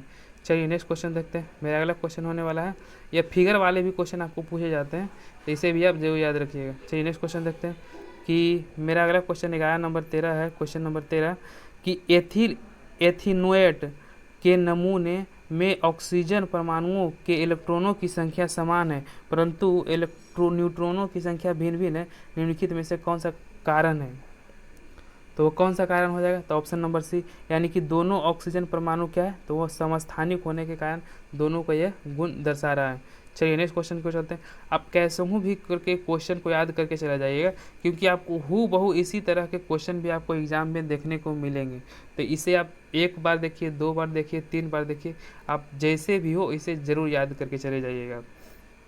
वहाँ पे आपको कोई भी डाटा इधर उधर नहीं दिया गया, आपको डाटा भी जस के तस रहेगा। सिर्फ ऑप्शन के जो ऊपर नीचे हो सकता है, लेकिन ऑप्शन भी देखा गया है कि ऑप्शन भी आपको सेम ही रहता है। चलिए नेक्स्ट क्वेश्चन देखते हैं। एक संयोजकता वाले तत्व होते हैं, जो एक संयोजकता होंगे, यानी कि एकल जो संयोजकता वाले तत्व होंगे वो कैसे तत्व होंगे, तो वो होंगे धातु या अधातु होंगे। क्या, तो वह धातु और अधातु दोनों हो सकते हैं। नेक्स्ट क्वेश्चन को चलते हैं कि परमाणु का प्रथम मॉडल देने वाले का नाम क्या था। जो परमाणु का प्रथम मॉडल दिया गया था वह किसके द्वारा दिया गया था, किसके द्वारा था, जे थॉमसन के द्वारा यह दिया गया था। कितना, तो जे थॉमसन के द्वारा दिया गया था। चलिए नेक्स्ट क्वेश्चन देखते हैं। अगला क्वेश्चन है कि 3 प्रोटॉन और 4 न्यूट्रॉन मुक्त परमाणुओं की संयोजकता कितनी होगी। तो उसकी परमाणुओं की जो संयोजकता होगी वह कितनी होने वाली है, तो ऑप्शन नंबर सी, यानी कि 1 हो जाएगा। कितना, तो वह 1 हो जाएगा। चलिए नेक्स्ट क्वेश्चन देखते हैं। मेरा क्वेश्चन है कि एल्युमिनियम के एक परमाणु में न्यूट्रॉनों का वितरण होता है। तो एल्युमिनियम के जो एक परमाणु में है न्यूट्रॉनों का आपको इलेक्ट्रॉनिक विन्यास पूछा रहा है, तो उसमें कैसे वितरण किया जाएगा, तो आपको क्या हो जाएगा, 2 8 3 हो जाएगा। कितना, तो 2 8 3, यानी कि जो एल्युमिनियम का जो परमाणु संख्या हो जाएगा वह कितना हो जाएगा, तो वह 13 हो जाएगा। इसलिए इसका इलेक्ट्रॉनिक विन्यास कितना होगा, 2 8 3 होगा। आप इलेक्ट्रॉनिक विन्यास का भी एक आप हो सकता है किसी का वीडियो देख लीजिएगा, जिससे आपको कंफर्म हो जाएगा कि इलेक्ट्रॉनिक विन्यास बनते किसे। तो ये मेनली रूप से आपको जो परमाणु संख्या यदि आप याद रखिएगा ना, तो इससे आपको बन जाएगा। कितना, तो परमाणु संख्या एल्युमिनियम का परमाणु संख्या कितना होता है, तो वह 13 होता है। तो 2 8 18 32 होता है। कितना, तो ये 2 8 18 32 पर आप इसे बैठाइएगा तो ये आपको बन जाएगा। चलिए नेक्स्ट क्वेश्चन देखते हैं। मेरा अगला क्वेश्चन है कि चित्र 4.2 में कौन सा परमाणु के बोर मॉडल का सही प्रदर्शित कर रहा है। तो बोर मॉडल को सही प्रदर्शित कौन कर रहा है, तो यह ऑप्शन नंबर सी हो जाएगा। यानी कौन सा हो जाएगा, आपको 2 हो जाएगा और 4 हो जाएगा। यह आपको बोर मॉडल को प्रदर्शित कर रहा है। चलिए नेक्स्ट क्वेश्चन की ओर चलते हैं। मेरा अगला क्वेश्चन है कि निम्नलिखित में से कौन सा कथन सर्वदा सही है। तो आपको बताना है कि कौन सा कथन है जो सर्वदा हमेशा ही सही होता है। तो कौन सा हो जाएगा, तो ऑप्शन ए हो जाएगा। एक परमाणु में इलेक्ट्रॉन और प्रोटॉनों की संख्या क्या होती है, तो वह आपको समान देखने को मिलती है। तो यह क्या है, तो आपको यह सदा सही हो जाएगा। चलिए नेक्स्ट क्वेश्चन देखते हैं। मेरा क्वेश्चन है कि परमाणु मॉडल का समय के साथ सुधार होता है। निम्नलिखित, यहाँ पे देख लेते हैं, निम्नलिखित परमाणु मॉडल के उनके कालानुक्रम का व्यवस्थित कीजिए। यानी कि सही क्रम में कौन कौन सा परमाणु मॉडल किनके द्वारा दिया गया था, कब कब दिया गया था, यही आपको क्वेश्चन पूछा जा रहा है। इसका क्या हो जाएगा, तो इसका ऑप्शन नंबर सी हो जाएगा। यानी कि पहले कौन दिए थे, तो सबसे पहले आपको दिए थे थॉमसन का परमाणु मॉडल आया था, और इसके बाद किसका आया था, तो इसके बाद आपको रदरफोर्ड का आया था, और उसके बाद किसका आया था, तो बोर का परमाणु मॉडल। तो सबसे पहले किसका हो गया, तो सबसे पहले थॉमसन का हो गया, और फिर किसने दिया, तब फिर रदरफोर्ड ने दिए थे, और फिर बोर मॉडल के द्वारा या परमाणु मॉडल के द्वारा दिया गया था। चलिए इसमें कुछ देख लेते हैं, इसमें भी कुछ आपको क्वेश्चन है। इसका क्वेश्चन ये वाला देख लेते हैं, ऑप्शन नंबर बी। यानी कि कोई दो प्रक्षेप लिखे जो इस कथनों को बल को प्रदर्शित, ये भी क्वेश्चन नहीं पूछा गया। चलिए अब नेक्स्ट चैप्टर को चलते हैं, अगला चैप्टर होने वाला है। चलिए चैप्टर नंबर अध्याय नंबर 5 की ओर चलते हैं। अध्याय 5 में हमें क्या पढ़ना है, इसमें पढ़ना है जीवन की मौलिक इकाई। क्या, तो जीवन की मौलिक इकाई इसमें पढ़ना है। और दोस्तों यह चैप्टर आपके लिए बहुत ही इंपॉर्टेंट है। इससे आपको ग्रुप डी में देख रहे हैं कि अब पैटर्न थोड़ा थोड़ा चेंज हो रहा है। पहले आपको फिजिक्स में अधिक क्वेश्चन पूछे जा रहे थे, लेकिन अब धीरे धीरे देख रहे हैं कि उसमें बायोलॉजी का भी अधिक क्वेश्चन वेटेज बढ़ रहा है। इसलिए आप बायोलॉजी को भी जो जितना रिवीजन कर सकते हैं तो करके ज़रूर जाइएगा। तो चलिए दोस्तों देखते हैं आज का ये हमारा बायोलॉजी का फर्स्ट क्वेश्चन क्या हो जाएगा। तो ये आपको ऑब्जेक्टिव के मतलब पर्सपेक्टिव से यह बहुत ही महत्वपूर्ण हो जाता है। इस तरह के क्वेश्चन आपको डायरेक्ट एग्जाम में पूछा जाता है। निम्नलिखित में से किसे क्रिस्टलीय रूप में बनाया जाता है, आपको क्या पूछा जाता है, क्रिस्टलीय रूप में किसे बनाया जा सकता है, तो वह किसे बनाया जा सकता है। तो वह यदि आप देखते हैं इसका आंसर क्या हो जाएगा, इसका आंसर आप जरूर बताइए कि वो क्या पूछा जा रहा है, तो क्रिस्टलीय रूप में पूछा जा रहा है। तो क्रिस्टलीय रूप में किसे बनाया जा सकता है, तो आपको विषाणु को, किसे, तो हम विषाणु को क्रिस्टलीय रूप में भी बनाया जा सकता है। तो चलिए दोस्तों नेक्स्ट क्वेश्चन पे चलते हैं। कोशिका फूल जाएगी यदि, कोशिका है वह कब फूल जाएगी यदि उसमें पूछा जा रहा है। तो कोशिका कब फूल जाएगी, तो इसका ऑप्शन नंबर बी हो जाएगा। यानी कि कोशिका के बाहर चारों ओर उपस्थित जल के अणु सांद्रित कोशिका के भीतर जल के अणुओं को सांद्रण से अधिक हो जाएंगी। यानी कि जो कोशिका के जो भीतर है वो जल के अणु बाहर वाली सांद्रता से क्या हो जाएगी, तो यदि अधिक हो जाएगी तो क्या हो जाएगी, तो कोशिका फूल जाएगी। चलिए नेक्स्ट क्वेश्चन देखते हैं। मेरे लिए क्वेश्चन है कि गुणसूत्र बने होते हैं। यह क्वेश्चन आपको बहुत ही बार एग्जाम में पूछा गया कि गुणसूत्र किसके बने हुए होते हैं। यदि आप सेट मारते होंगे तो यह आपको क्वेश्चन मिलता होगा। तो वह किसके बने हुए रहते हैं, तो ऑप्शन नंबर सी हो जाएगा। यानी कि डीएनए और प्रोटीन के बने होते हैं। क्या, जो गुणसूत्र होते हैं ये और डीएनए और प्रोटीन के बने होते हैं। ये आपको ग्रुप डी एग्जाम में पूछा भी गया है, इसे आप जरूर ध्यान रखिएगा। और साथ ही इसका हम जो द्विउत्तरीय प्रश्न है इसमें बहुत ही मस्त मस्त क्वेश्चन, यानी कि बहुत ही अच्छे अच्छे क्वेश्चन दिए गए हैं, तो उसका भी हम इसमें देखने वाले हैं। नेक्स्ट क्वेश्चन देखते हैं कि निम्नलिखित में से कौन सा कार्य राइबोसोम का कार्य नहीं है। आपको बताना है कि वह कौन सा कार्य है जो राइबोसोम के द्वारा नहीं किया जा सकता है। तो कौन सा हो जाएगा, तो ऑप्शन नंबर सी हो जाएगा। यानी कि जो यह हार्मोन के निर्माण में सहायक नहीं होता है, तो इसका कार्य यह नहीं हो जाएगा। और साथ ही क्या, यह मंड स्टार्च अणुओं का निर्माण में सहायता करता है, यह भी नहीं करता है। लेकिन हम राइबोसोम के जो कार्य है उसको भी देख लेते हैं। कहा कि जो कार्य पूछ दिया तो क्या करेंगे, यह प्रोटीन अणुओं को निर्माण में सहायता है। यानी कि प्रोटीन अणुओं को निर्माण में सहायता कौन कर सकता है, तो राइबोसोम करता है। यह इंजाइमों के निर्माण में सहायता करता है। क्या, तो राइबोसोम है जो इंजाइम के निर्माण में भी सहायता करता है और प्रोटीन के निर्माण में भी सहायता करता है। चलिए नेक्स्ट क्वेश्चन को चलते हैं। मेरा अगला क्वेश्चन होने वाला है कि 5 नंबर क्वेश्चन दिया गया है कि इनमें से किसका संबंध अंतः द्रवीय जालिका से नहीं, अंतः द्रव जालिका है उससे संबंध किसका नहीं है। तो किसका संबंध नहीं हो जाएगा, तो ऑप्शन नंबर सी। यानी कि यह ऊर्जा उत्पादन का स्थल नहीं होता है, तो वो ऊर्जा उत्पादन का स्थल नहीं है। तो चलिए इसका हम सही गुण, यानी कि यदि हम इसका अंतर्द्रव जालिका के बारे में कुछ गुण जान लेते तो यह आपके लिए बहुत ही इंपॉर्टेंट हो जाएगा कि यह केंद्र और कोशिका द्रव के बीच में प्रोटीन के लिए अभिगमन चैनल का तरह कार्य करता है। जो अंतर्द्रव जालिका होती है वह केंद्र और कोशिका द्रव के बीच प्रोटीन के लिए अभिगमन चैनल की तरह कार्य करता है, और यह कोशिका द्रव के भिन्न क्षेत्रों को बीज पदार्थों तक पहुंचाता है, यह भी सही है।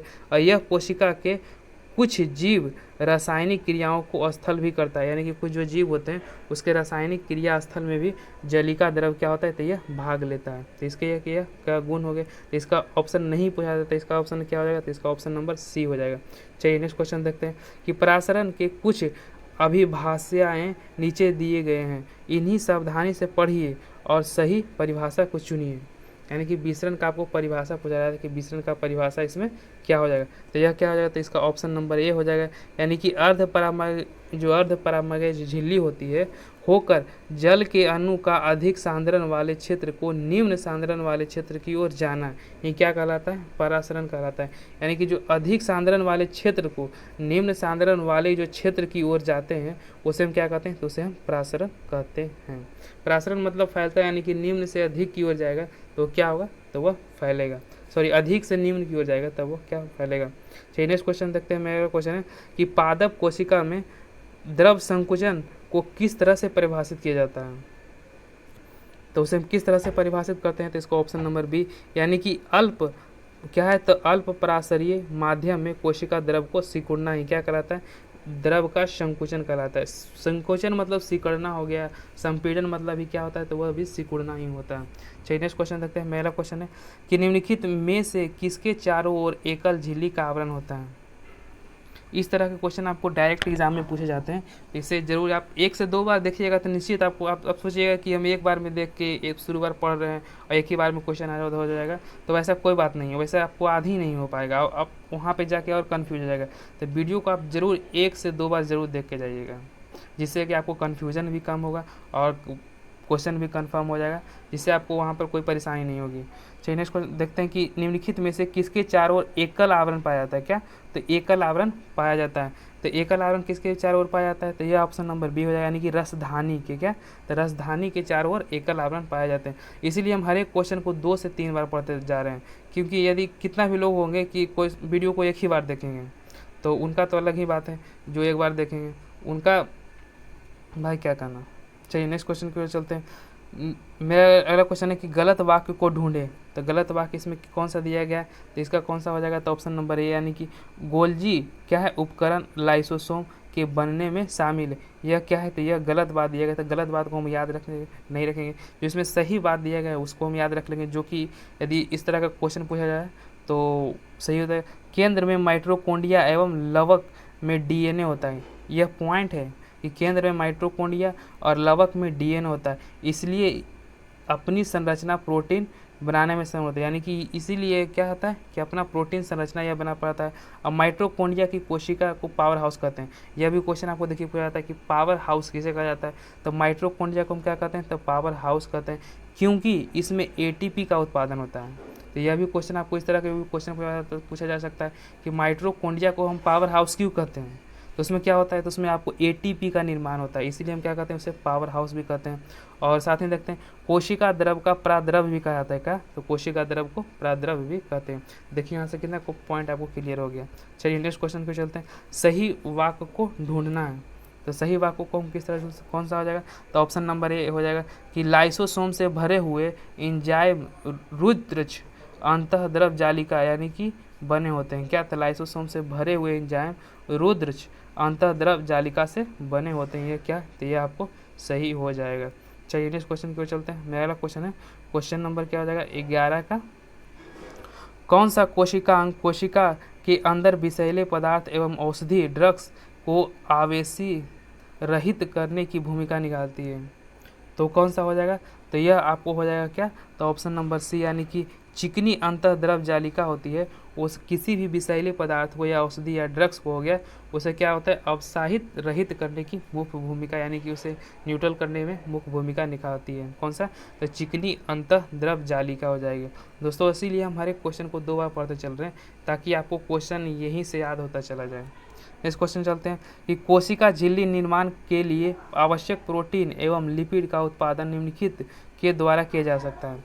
तो वह किसके द्वारा किया जाता है? तो ऑप्शन नंबर ए हो गया, यानी कि रुच अंतःद्रव जालिका के द्वारा यह किया जाता है। चलिए नेक्स्ट क्वेश्चन देखते हैं। मेरा अगला क्वेश्चन है कि क्या है? तो प्रोकैरियोटिक क्या है? प्रोकैरियोटिक का फिर से क्वेश्चन पढ़ देते हैं कि प्रोकैरियोट का अपरिभाषित केंद्रक क्षेत्र कहलाता है। तो इसका अपरिभाषित केंद्रक क्षेत्र प्रोकैरियोटिक का किसे हम कहते हैं? तो उसे हम कहते हैं किसको? तो ऑप्शन नंबर डी, यानी कि केंद्र भाग को कहते हैं। तो क्या? तो केंद्र काभ को कहते हैं। चलिए नेक्स्ट क्वेश्चन देखते हैं। पहला क्वेश्चन होने वाला है कि कोशिका अंगक जो जल शर्करा के जटिल शर्करा में बदलने में शामिल होता है, तो वो कौन सा हो जाएगा? तो ऑप्शन नंबर डी, यानी कि गोल्जी काय हो जाएगा। क्या? तो गोल्जी काय हो जाएगा। चलिए नेक्स्ट क्वेश्चन देखते हैं। पहला क्वेश्चन है कि निम्नलिखित में से कौन सा रसधानी का कार्य नहीं है।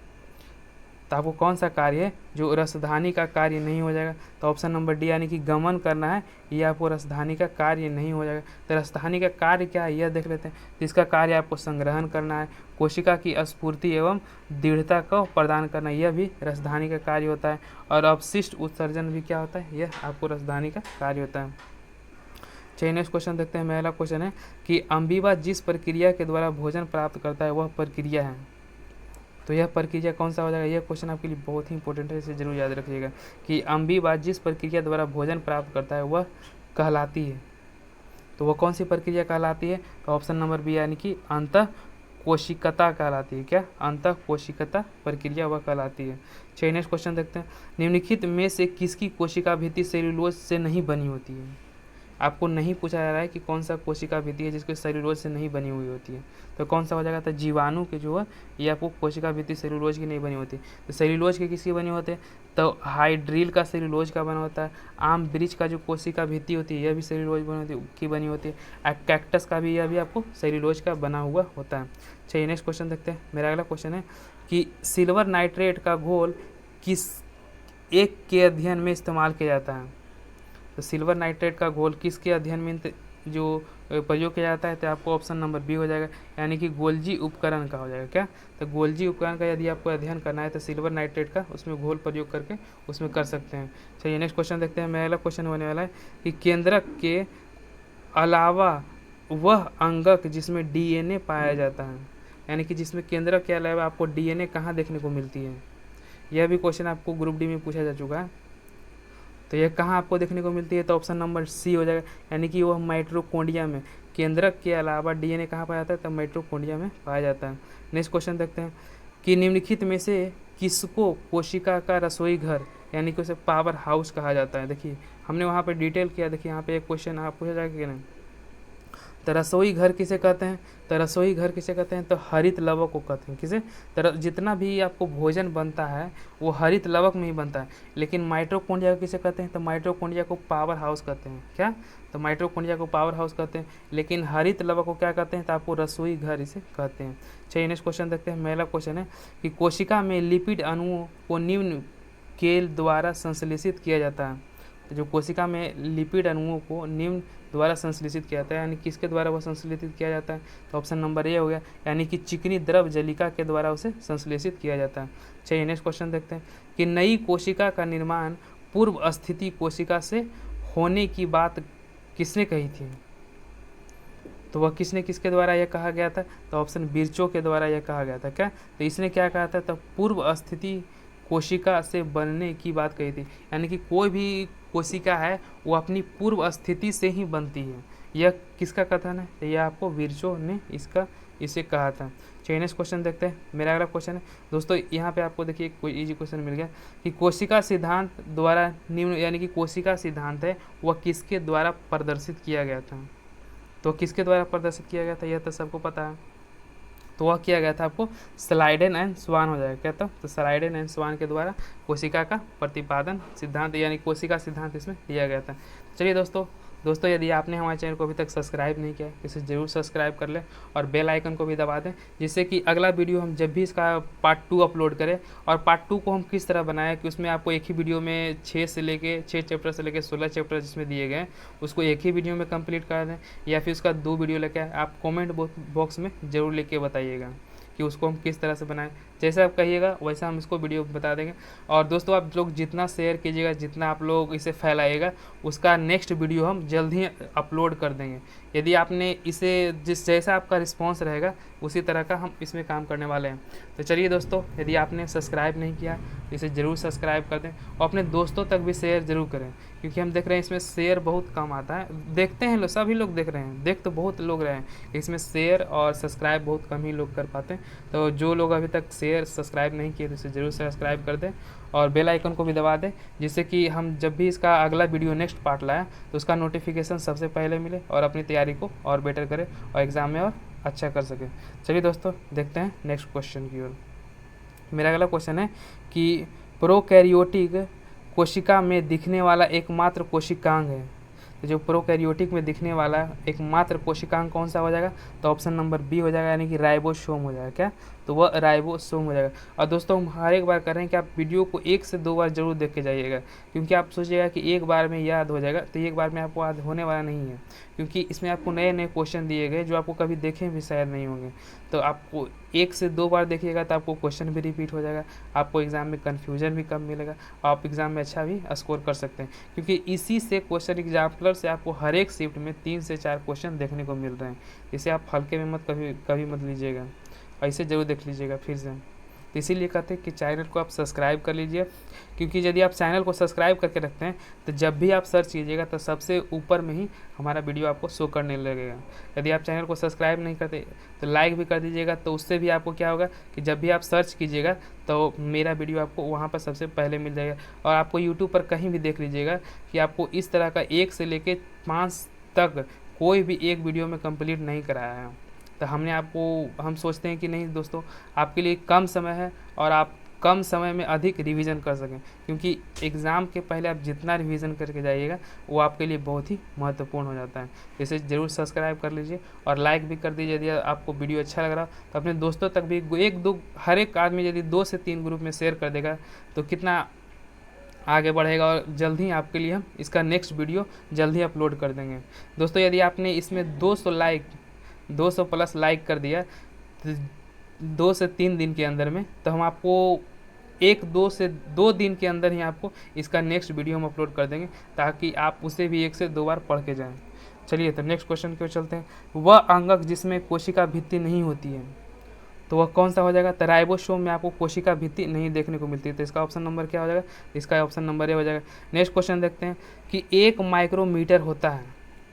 इस तरह के भी क्वेश्चन आपको पूछे जाते हैं कि 1 माइक्रोमीटर होता है, वो कितने के बराबर होता है, तो आपको 10⁻⁻6 मीटर के बराबर होता है। क्या, तो 10⁻⁻6 होता है। और यदि 10⁻⁹ कर दिया तो क्या होगा, तो आपको मिलीमीटर हो जाएगा। क्या, तो नैनोमीटर हो जाता है।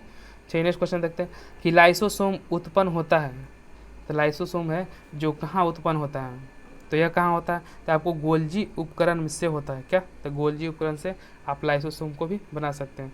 नेक्स्ट क्वेश्चन देखते हैं कि सजीव कोशिकाएं निम्न में के द्वारा खोजी गई थी, तो जो सजीव कोशिका है वह किसके द्वारा खोजा गया था, तो वह किसके द्वारा खोजा गया था, तो आपको ल्यूवेनहॉक के द्वारा खोजा गया था। क्या, तो सजीव मतलब क्या होता है, यानी कि जीवित हो गया, तो जीवित कोशिका किसके द्वारा खोजा गया था, ल्यूवेनहॉक के द्वारा। लेकिन वहीं पे कह दिया कि सिर्फ आपको जो कोशिका की खोज यानी कि मृत कोशिका की खोज किसके द्वारा किया गया था, या फिर पहली बार कोशिका की खोज किसके द्वारा किया गया था, तो रॉबर्ट हुक हो जाएगा। क्या, तो वहाँ पर आपको रॉबर्ट हुक हो जाएगा, तो आप कन्फ्यूज मत हो जाएगा। चलिए नेक्स्ट क्वेश्चन देखते हैं। मेरा अगला क्वेश्चन होने वाला है कि निम्नलिखित कथनों में विसंगत कथन को चुनिए, यानी कि कौन सा इसमें जो है अलग दिया गया है, तो ये आपको चुनना है। तो इसका कौन सा हो जाएगा, तो इसका हो जाएगा आपको ऑप्शन नंबर डी हो जाएगा, यानी कि पादप में कोशिका झिल्ली काइटिन शर्करा की होती है। ये आपको क्वेश्चन अलग दिया गया, यानी कि यह विसंगत दिया। चलिए इसे देख लेते हैं। अर्धपरामय झिल्ली से होकर जाने वाली जल की गति उसमें घुले हुए पदार्थ की मात्रा को प्रभावित करता है, यह भी आपको सही दिया गया। और जो झिल्ली कार्बनिक अणुओं जैसे प्रोटीन और लैपिड की बनी होती है, यह भी आप क्वेश्चन बहुत ही इंपॉर्टेंट है, इसे आप जरूर याद रखिएगा। जो कोशिका झिल्ली होती है ना, वो प्रोटीन और लैपिड की बनी होती है। चलिए नेक्स्ट क्वेश्चन देखते हैं कि कार्बन क्या है, तो कार्बनिक विलायक में घुलनशील अणु झील से बाहर होकर आसानी से गुजर जाते हैं, यह भी क्या है, तो यह भी आपको सही दिया गया है। चलिए नेक्स्ट क्वेश्चन देखते हैं।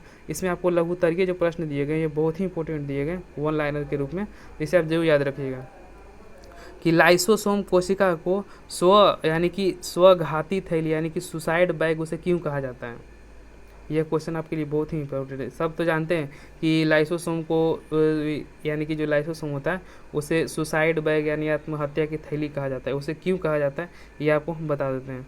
तो उसे क्यों कहा जाता है कि सुसाइड बैग उसे इसलिए कहते हैं कि उसमें कोशिका की क्षति हो जाती है। सबसे पहली है कि कोशिका का उपचय में गड़बड़ी के दौरान लाइसोसोम फूट जाते हैं और इसे निकल कर जो एंजाइम होते हैं इसमें आप मान लीजिए कि एक कोशिका हो गया, लाइसोसोम हो गया, और इसमें बहुत ही डेंजर जो होते हैं इसमें लाइसो यानी कि उपचायक भरे हुए होते हैं।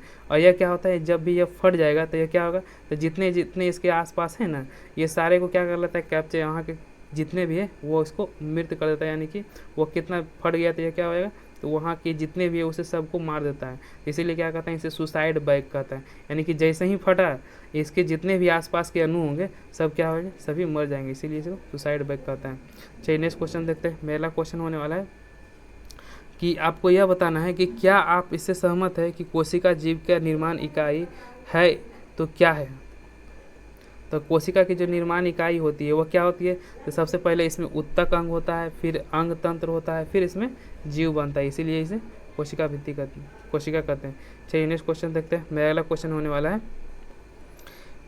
चलिए यहाँ पे देखते हैं कि 40 नंबर क्वेश्चन में क्या दिया गया है। इसमें आपको मिलान करने के दिया गया है, तो यह भी क्वेश्चन आपके लिए इंपॉर्टेंट हो जाता है कि चिकनी अंतः द्रव जलिका इसमें मिलान करना है, तो यह कैसी होती है, यानी यह कहाँ फिर पाई जाती है, ये आपको निराविषीकरण होती है। क्या, तो आपको निराविषीकरण हो जाएगा इसका आंसर, क्योंकि आपको मिलान करने के लिए भी एग्जाम में पूछा जा रहा है, तो इसे भी आप याद रखिएगा।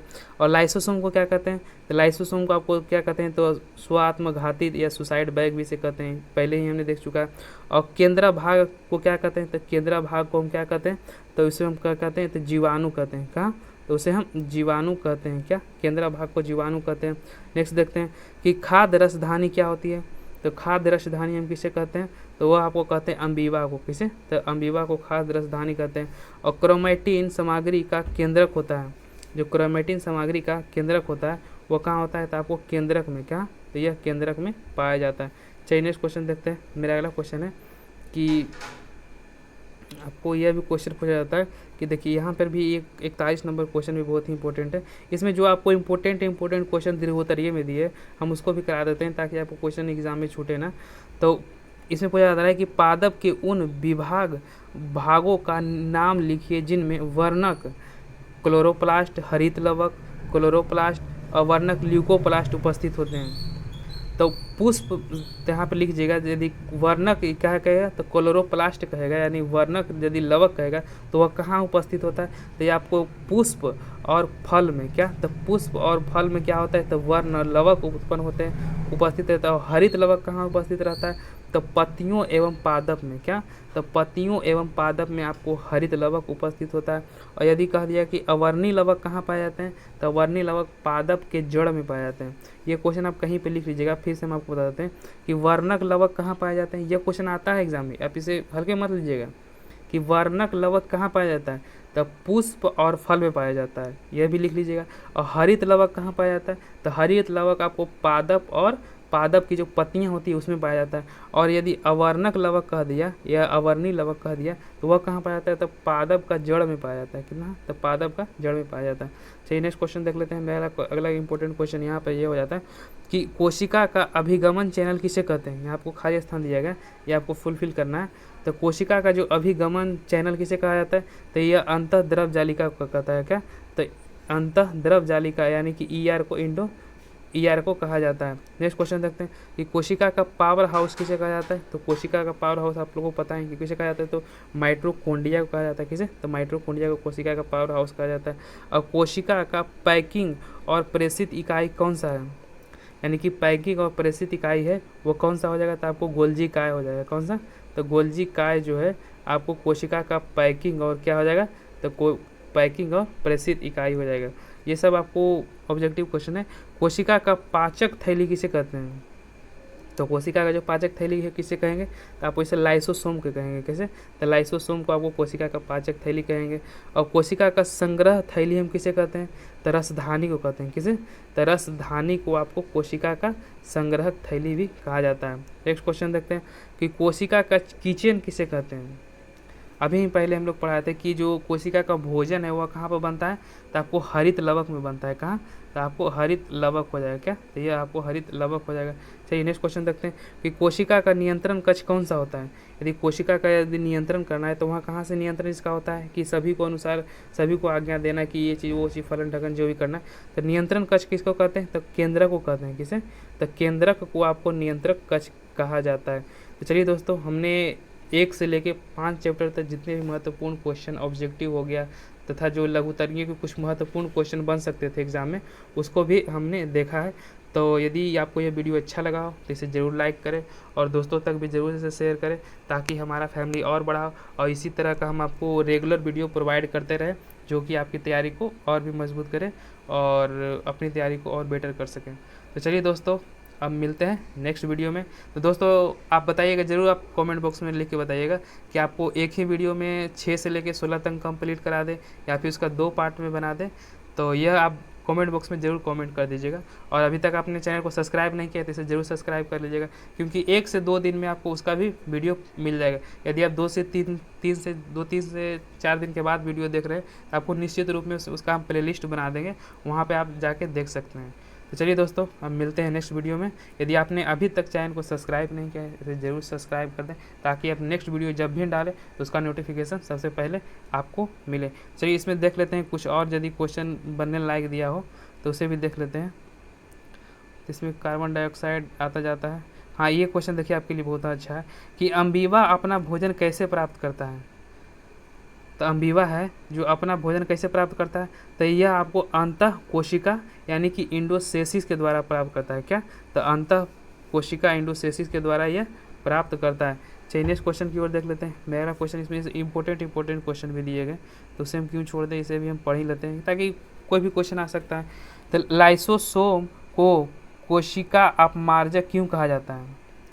तो लाइसोसोम को जो कोशिकाओं का अपमार्जक क्यों कहा जाता है? यह क्यों कहा जाता है? क्योंकि कोशिका के भीतर बनने वाले कचरे को, यानी कि जितना भी आपको कचरा कोशिका के अंदर भीतर बनता है, उसे क्या कहता है, तो उसे यह नष्ट कर देता है। इसीलिए हम क्या कहते हैं, इसे अपमार्जक इसे कहते हैं।